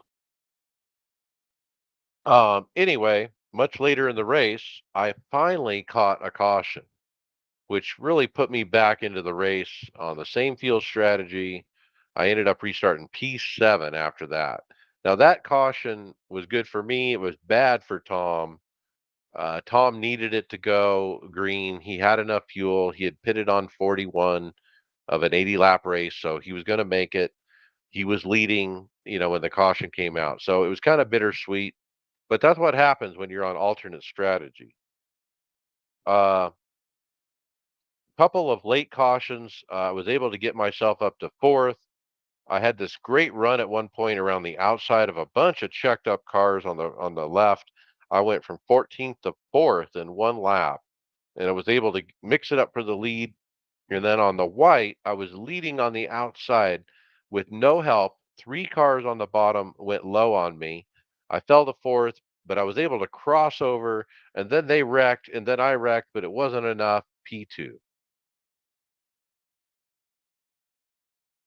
But man, what a race to I- I called out beforehand in the chat, I was nervous, I was anxious, I was pacing around because every time I go to Daytona, I know I can win. And sure enough, I was in position to, we looked so good at the beginning of the race, Tom and I up front. We were fast, we were pulling away, we were doing all the great stuff, and then to be there at the end, it was really satisfying, even though I didn't win. Yeah, it looks like teammate Kyle wrecked out. Tony Rochette, he was running up front. He finished P18. He started on the pole. He fell in behind the leader till green flag pit stops. The leader pitted 3 laps before him, and then he pitted. He took the lead back. He was going to make it with only 1 stop, but first caution came out with 20 to go. Should have stayed out as I fell back to 7th, but fast forward to white flag, jumped to the outside in 8th, had a car jump out in front, let off the gas so I wouldn't wreck him, and got plowed from behind. He ended up finishing. He was running up front, it sounded like, for the most of the race, and he ended up coming away with a P18. Yeah, he told me today, I wish I would have lifted. Next time I'm not lifting is what he was saying because he lifted for that guy and it screwed him up. Tyler got P16, started dead last. I was number 35 in my split, played it safe and rode in the back. Out of 3 cautions, I got tangled up in one with about 20 to go. Left front damage, but not too bad. Was able to rally up to 16th. Best part of the night was listening to our team finish solid.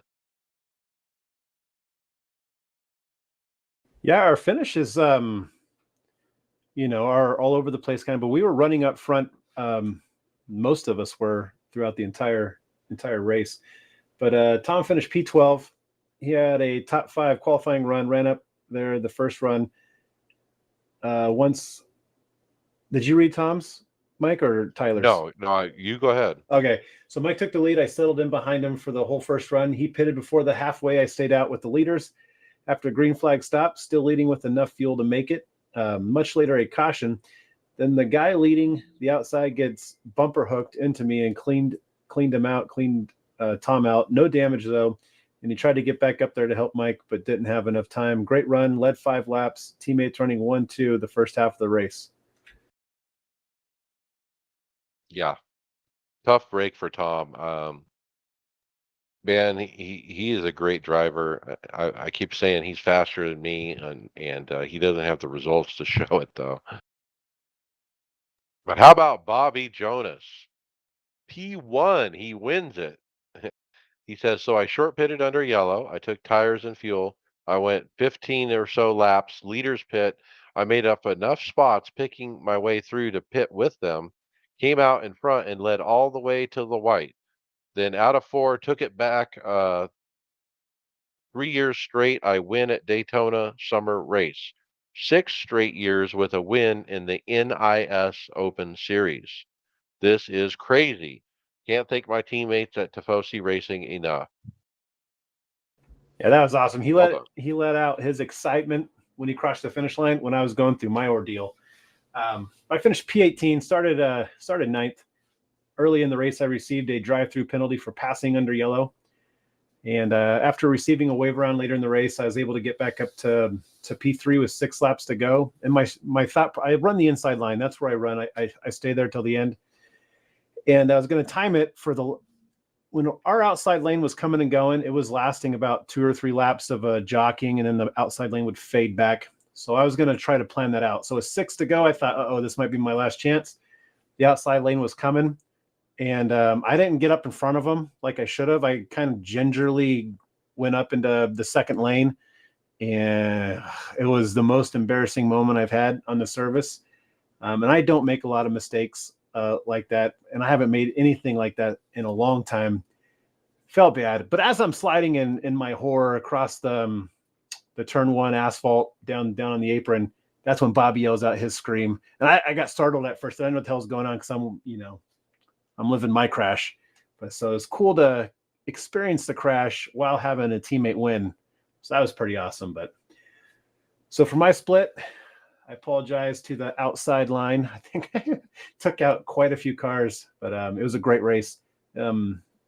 Actually enjoyed it all the way through. So far, Daytona has been great. I hate plate racing, but it's been a good week so far. I'm plus positive on my I rating for the week.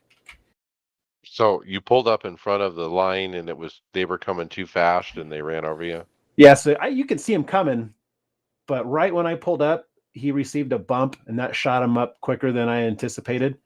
And he tried to go on my outside instead of following behind me. He was trying to go to the outside, and that hooked me to the wall and then hooked me in front of everybody. So yeah, P3 running, and if I were to do it differently, I would just get out quicker than hope for the best. Hope he gives me a good shove, but I hate it.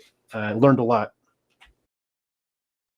That's one of the toughest moves at a plate track is to pull up in front of a lane that's coming and judge it right without screwing up. Because the closing rate, has to be just right for that to work. You can do it in the trucks Often, and the B car, but I am still not 100% comfortable with this A car yet. But I can do that move with the B car, no problem. And they just give you a good little shove, and as long as you keep your wheel straight, you're good to go. But this next gen is, you got to learn a little bit more before you can start bump drafting. all right, Thursday Open, I ran, got pole position, and so did Tony Rochette. We both got pole position in two different splits. I couldn't get away from the front at the beginning, and I wasn't going to get screwed like the night before where I didn't have enough fuel to make it to halfway. So I literally, about lap 6, I pulled over on the backstretch and fell to 8th to try to save fuel. Um, I eventually caught enough cautions where we didn't need to save fuel anymore, and I was leading with 30 to go. The second line finally formed and got by me before another caution. I was P7 with 17 to go. We did another restart. It was P6 with 8 to go. Um, then I was running P5 and I got turned by a guy that was trying to go around the outside of me, car done. So it was like top 5 were all lined up and on the bottom. We we lost the people behind us except for the guy in 6 who had a run, and he was coming at us real hard, and instead of getting in line, he tried to go around me. Well, when he did, he got loose and then he came down into me and destroyed my car. Yeah, Rochette, you mentioned, got the pole. He mentioned the last 2 times he was a 27 car on pole. He was the winner. But quoting him, as his old football coach used to say, not today. He had a save of a lifetime early on as a car from the outside murdered his right rear. And I believe he showed us a video of that today, and was sideways and saved it, but wouldn't be the only time I was sideways. White flag on the outside was hit and hit again, making me ride the wall, and then just slid to the backstretch on my driver's side door. We brought that one up earlier. Fun times. That save he mentioned earlier, and he got right hooked. I mean, I think the previous generation, that's a wreck. Oh yeah. It was dead sideways and it turned back straight. It was crazy. Like, it didn't look real. Well, if you just stab the brakes, if you get sideways, it's amazing how much you can save it. I got to spot the last restart basically for Tony. I don't know if I did a great job spotting.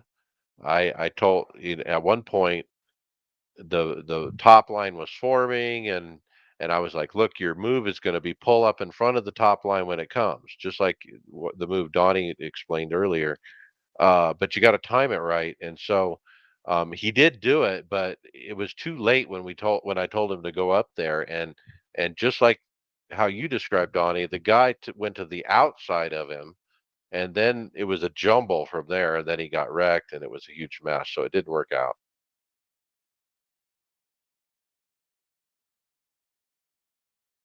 Let's move on to official David, the 24-hour endurance. Yeah, we ran the Porsche GTE, and we should have had a podium on this one, but we had several times we had to fix like 5 or 9 minutes worth of damage, dropping us back to 6th. I actually partially because I got to run the nighttime hours, even though it was daytime for me. It was nighttime on the server. I ended up with the fastest lap and the fastest average lap of the group of 5. But still, P6 is a good run in a full field of GTs. Well done. I ran some rare A Open and started P30. I was to the lead by lap 3. Now I'm pretty proud of that, 30th to the lead in 3 laps. But I was wrecked out a few laps later. Second race, I got wrecked out uh, on a huge checkup on the inside lane in the middle of the backstretch. Got wrecked from behind, 2.5 minutes damage. Like I was halfway down the backstretch. We were all in line and they just stopped. And then the guy behind me just ran through me. And yeah, it was over. Uh, let's see. I got that 2.5 minutes fixed. I missed the second caution, but was involved in the third one. And then it was 126 damage on that one. And I don't even know where I finished. But the A Opens didn't work out for me. Moving on to road, I ran the Skippy at the Nuremberg Ring. Nuremberg Ring. Wow, I really butchered that, didn't I? At the ring. We'll call it the ring. So first one, I started mid-pack and wrecked out on the first lap. Next one, I started 7th out of 14. I made it to P5. Third one, I started 13th, got to 10th, but then wrecked it. Next one, I started a P5 out of 14.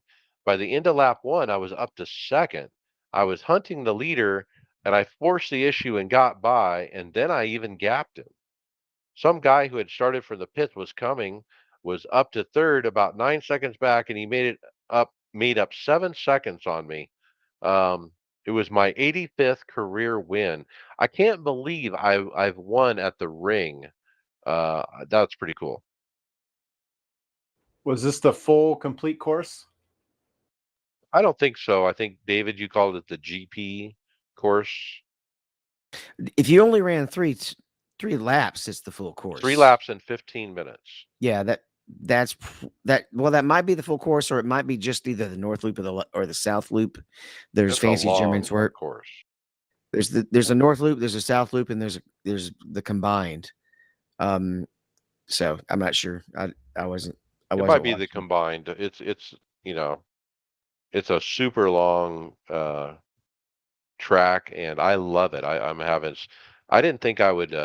When I bought it, I was like, I'm never going to learn this track. It's too long.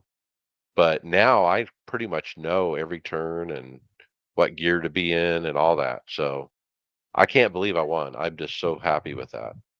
Moving on to. Well, you were go ahead. definitely at least out on one of the loops because the GP circuit is literally just a road course. Like it's a traditional road course. It doesn't go out on the mountain. It has at the end of the lap, it's got a long straightaway. Really long straightaway. Oh, yep. That's it. That's at least one of the loops. Yep. So then I moved to the F2000 car at the Indianapolis Motor Speedway, obviously the road course. I started P5 out of 16. I was wrecked out on lap 1, turn 2. And I haven't run it again. I don't know if I'm going to. Maybe tonight. Spiker, how about you?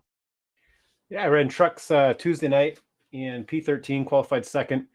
Running in a pack of 6. I was P4 with 10 laps to go, and we were tight on fuel.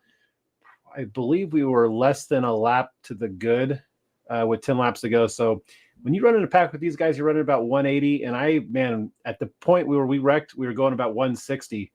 Everybody's trying to stay fueled. Nobody wanted to take the lead. So it was almost a race of not being in front. But somehow P2 wrecked P3, sending one of those trucks into me, taking me out, ended up finishing P13. But yeah, it's fun up until that point. The B Open race, P10. This was an odd race. We had the quick caution up front. Then we didn't get another caution till halfway.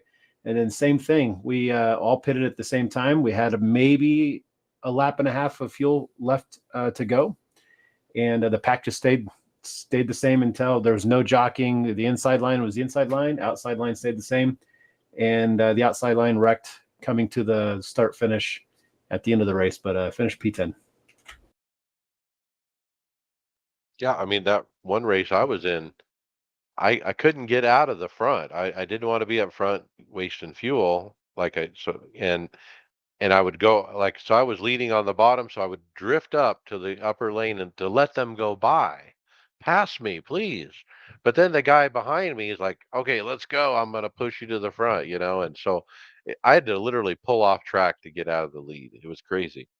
Yeah, and in that truck race, I've never experienced something like that where nobody wanted the front, and it was a struggle just to stay behind people. And I don't know how there's only 6 of us up front, but I think there was a pack of 6 up front and ended up finishing. But yeah, it was interesting. So I Hey, did take hey, a couple of, I'm sorry, I did go back and take a look. iRacing just has the GP and the North Loop, and then you can combine the two of those as well. So you were running just the North Loop, which is the um, big track. yeah, he ran the Nordschleife. Nordschleife. It's he's running 8 minute 30-second laps. That's the full course, Okay, right? there you go. Pretty cool. Yeah, I love that track. Yeah, Let's Nordschleife jump to translates to North Loop. all right. Let's do league racing. Fast track league was at Michigan. David, you were wrecked out. No, game crashed. Yeah, I was doing pretty well. I did do the short pit strategy since we were expecting the caution, and then I think I ended up contributing 4x to bring out the caution on the little counter because right when Tyler was about to lap me coming out of turn 7, my VR went black. And it doesn't usually if it when it does crash, it doesn't usually do this. It just went black. But the computer didn't freeze because I said I lost my VR, and all y'all said, "Uh-oh," because y'all could still hear me and I can still hear y'all. And I don't ever know. I don't know whatever actually happened because I didn't load back in. But I think Tyler saw me go into the wall and die.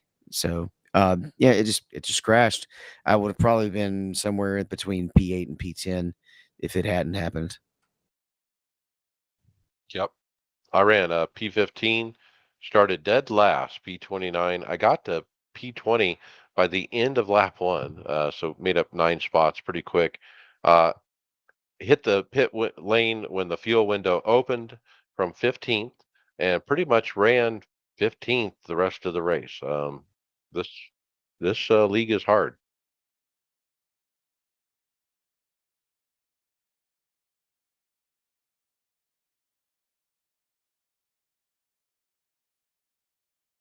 Greg didn't type his result, but I remember him posting that he got a P3. Okay. And I ran hosted. It was Chris McGuire, 87 cars at Talladega. I started last, P30. Got the lead by lap 10. I like that. Some guy parks it on the backstretch and the field comes around and we plow in the entire field. The host and the admins were livid. Like, who is this guy? They have a dozen admins in there and everyone's allowed to kick whoever, whatever. It was very frustrating, because I'd come from the back and I was going to win that race. I thought I was. So I went to the next one. Started P29 out of 35. I quickly got up to 12th within 3 laps, and sure enough, there's a slow lap car in the middle of the track as the pack is coming around. They tell him to move. He doesn't do anything. We all wreck. It was so frustrating because it's happened twice in a row now. Um, and so I think I gave up on that for a while. Later, we ran supercars at Michigan. My sim actually crashed twice while getting into the car. I had to reboot the computer to get it fixed, and then I joined the race some 4 laps down. Then we ran Gen 5 at the iRacing Super Speedway. I think I've gone the fastest I've ever gone in a NASCAR. I hit a top speed of 261 in the draft. 261. I was P1 on the white flag. and a guy passed me under the yellow and wiped me out. And no apologies either. I mean, and I don't know, is there a yellow rule line at iRacing Super Speedway? I kind of, think there should be if there isn't, but I didn't expect him to go down there. I was like, oh, I'm gonna, stand up against this line and he'll have to go around the outside. No, he just dove. He just went down to the apron and came up and took me out. If he does, if he joins unsafely, it is protestable. But if he's able to completely clear you, it's not protestable. Yeah, I probably could have protested that then because he made contact. Let's see. Next was Gen 5 at Talladega, and I got wrecked out on lap one on that one. And then the last one was 87s and the Pro 2 truck at Wild West Park. Yeah, that's right. 87 NASCARs at the Wild West Park. No damage turned off. And man, that car is fun to jump. Uh, and it was like I put up some videos in the chat, trying to see how much air I could get with them. So much power. I mean, it's just perfect. What a combo. What Would, was faster, the trucks or the 87s? The 87s were way faster than the trucks, and it turned out to be kind of a bunk race at the end because anyone who was in a truck kind of left the race, and we only had the 87s left. now, can those 87s make the jump with damage on and sustain it? Probably not. I haven't tried it, but I'm glad that damage was off because I was just flooring it, trying to see how far can you jump this thing?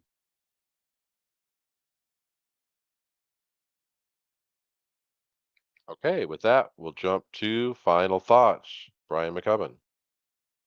Yeah, so Daytona week's pretty cool. I will be on the sim Sunday night with you guys as we do our Sunday night NIS race. And also, I'm really looking forward to the actual NASCAR race Saturday night. I think it's going to be a lot of fun. I really like that they have this race as the knockout race for the playoffs, where, it's going to, it could turn into a crap show because everybody's got win or go home type of mentality, but I think it's going to be real interesting. That's for sure. Yeah, with the win and you're in, we get a new winner, maybe, which certainly can happen at a place like Daytona. All right, David Hall, final thoughts? If you haven't tried that fixed foveated rendering thing, you really need to do it. It's been so nice having that G3 run back up on the upper end of the graphics. So go back, check that out a couple episodes ago, or just look for it in the forums at iRacing. It's a game changer. Watch my stream, MIXMAGE at Twitch. Okay, very good. Donnie Spiker, final thoughts? Yeah, Daytona's been surprisingly fun this week.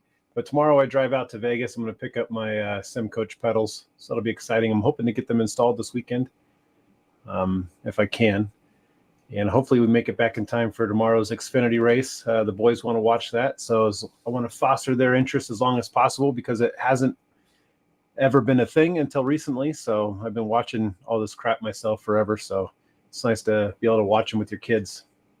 But other than that, I'm looking forward to maybe getting a couple more races in this weekend. Okay, so you got to hit up Lawrence. We need some kind of sneak peek. Maybe you can get us a short picture, a video, or something of some new product he hasn't announced, or some kind of Yeah, tidbit. and you should, even though you're getting the hydraulics, you should try out the load cells just so you can make a comparison. If they'll Yeah, let you speak in there. great idea. Yeah, well, I've been talking to him off and on for the last couple of weeks. So he's expecting me tomorrow. And I have a list because I'm writing everything down I want from my new rig. And I want to know what he has in the pipeline. I don't want to go out and buy something that I know they're going to make that's going to be good. And I just want to see what they have on the horizon. And if he has to tell me that I can't really mention it publicly, then I won't. But I mean, you guys will know. But yeah, I'm curious on all the products they at least have on a drawing board that they plan on making. All right, very cool. I hope you enjoy. I think you made a good choice. All right, Greg Hectus, final thoughts. Do you hear me, Greg? Looks like he's I running see something in him. the background. And he's still Okay, practicing for the league race.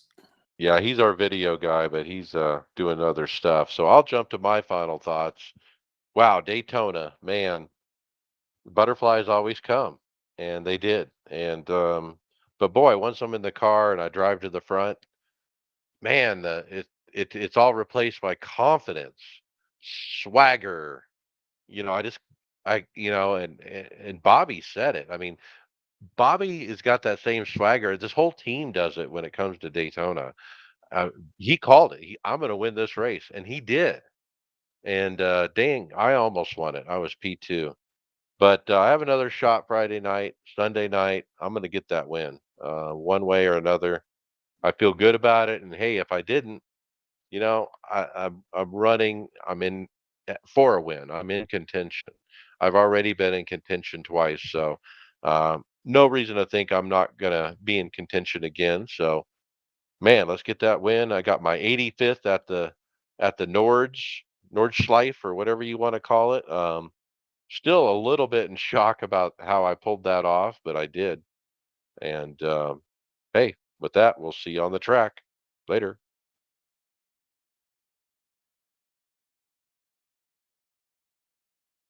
Okay, title ideas. Hub on a hub.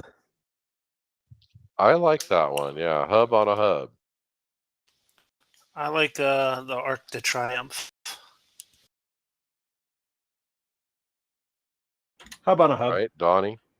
All right, that's it. That's our vote, number one. Good show, guys. Good job, everybody. I thought we were going to have a lean script this week because we didn't have any green topics up until like Monday night. You know, yeah, obviously you guys have been doing this way longer than I have, but even with a few topics, I mean, you can discuss things at a greater length sometimes. Have a few topics, but have a longer conversation. It all depends. But so I would never be afraid of not having enough to talk about because it sounds like everybody has an opinion on something that we can keep the ball rolling, especially with this new this Twitter thing you guys got going, and we got 2 polls out or at least 2 topics in this week, so I think it's okay. Yeah, that's all thanks to Tyler. I mean, Tyler's doing an awesome job with the twit. We've never had more engagement on social media until this week. Never. And I've tried to do stuff like what he did, but I don't know how he's doing it. I mean, he's taking the time to reply to people and do different things, and so he's doing a good job. Yeah, he's excited to do it. He's really. I just talked to him yesterday about it. He's all excited. So what outlets is he working on? Is it Twitter and Facebook? I don't ever go on Facebook. Yeah, he's got Facebook and Twitter, both of them hooked up. Yeah, he says that Facebook's a little more difficult to work with, but Twitter's real easy to get back to people real quickly and easily. Yeah, the way Facebook works with group pages is strange. It's just not user friendly. Yeah, I don't like it. I use it for Airsoft as well, but I don't like how like my friends and family can see this crap. Like some stuff I keep to myself. But yeah.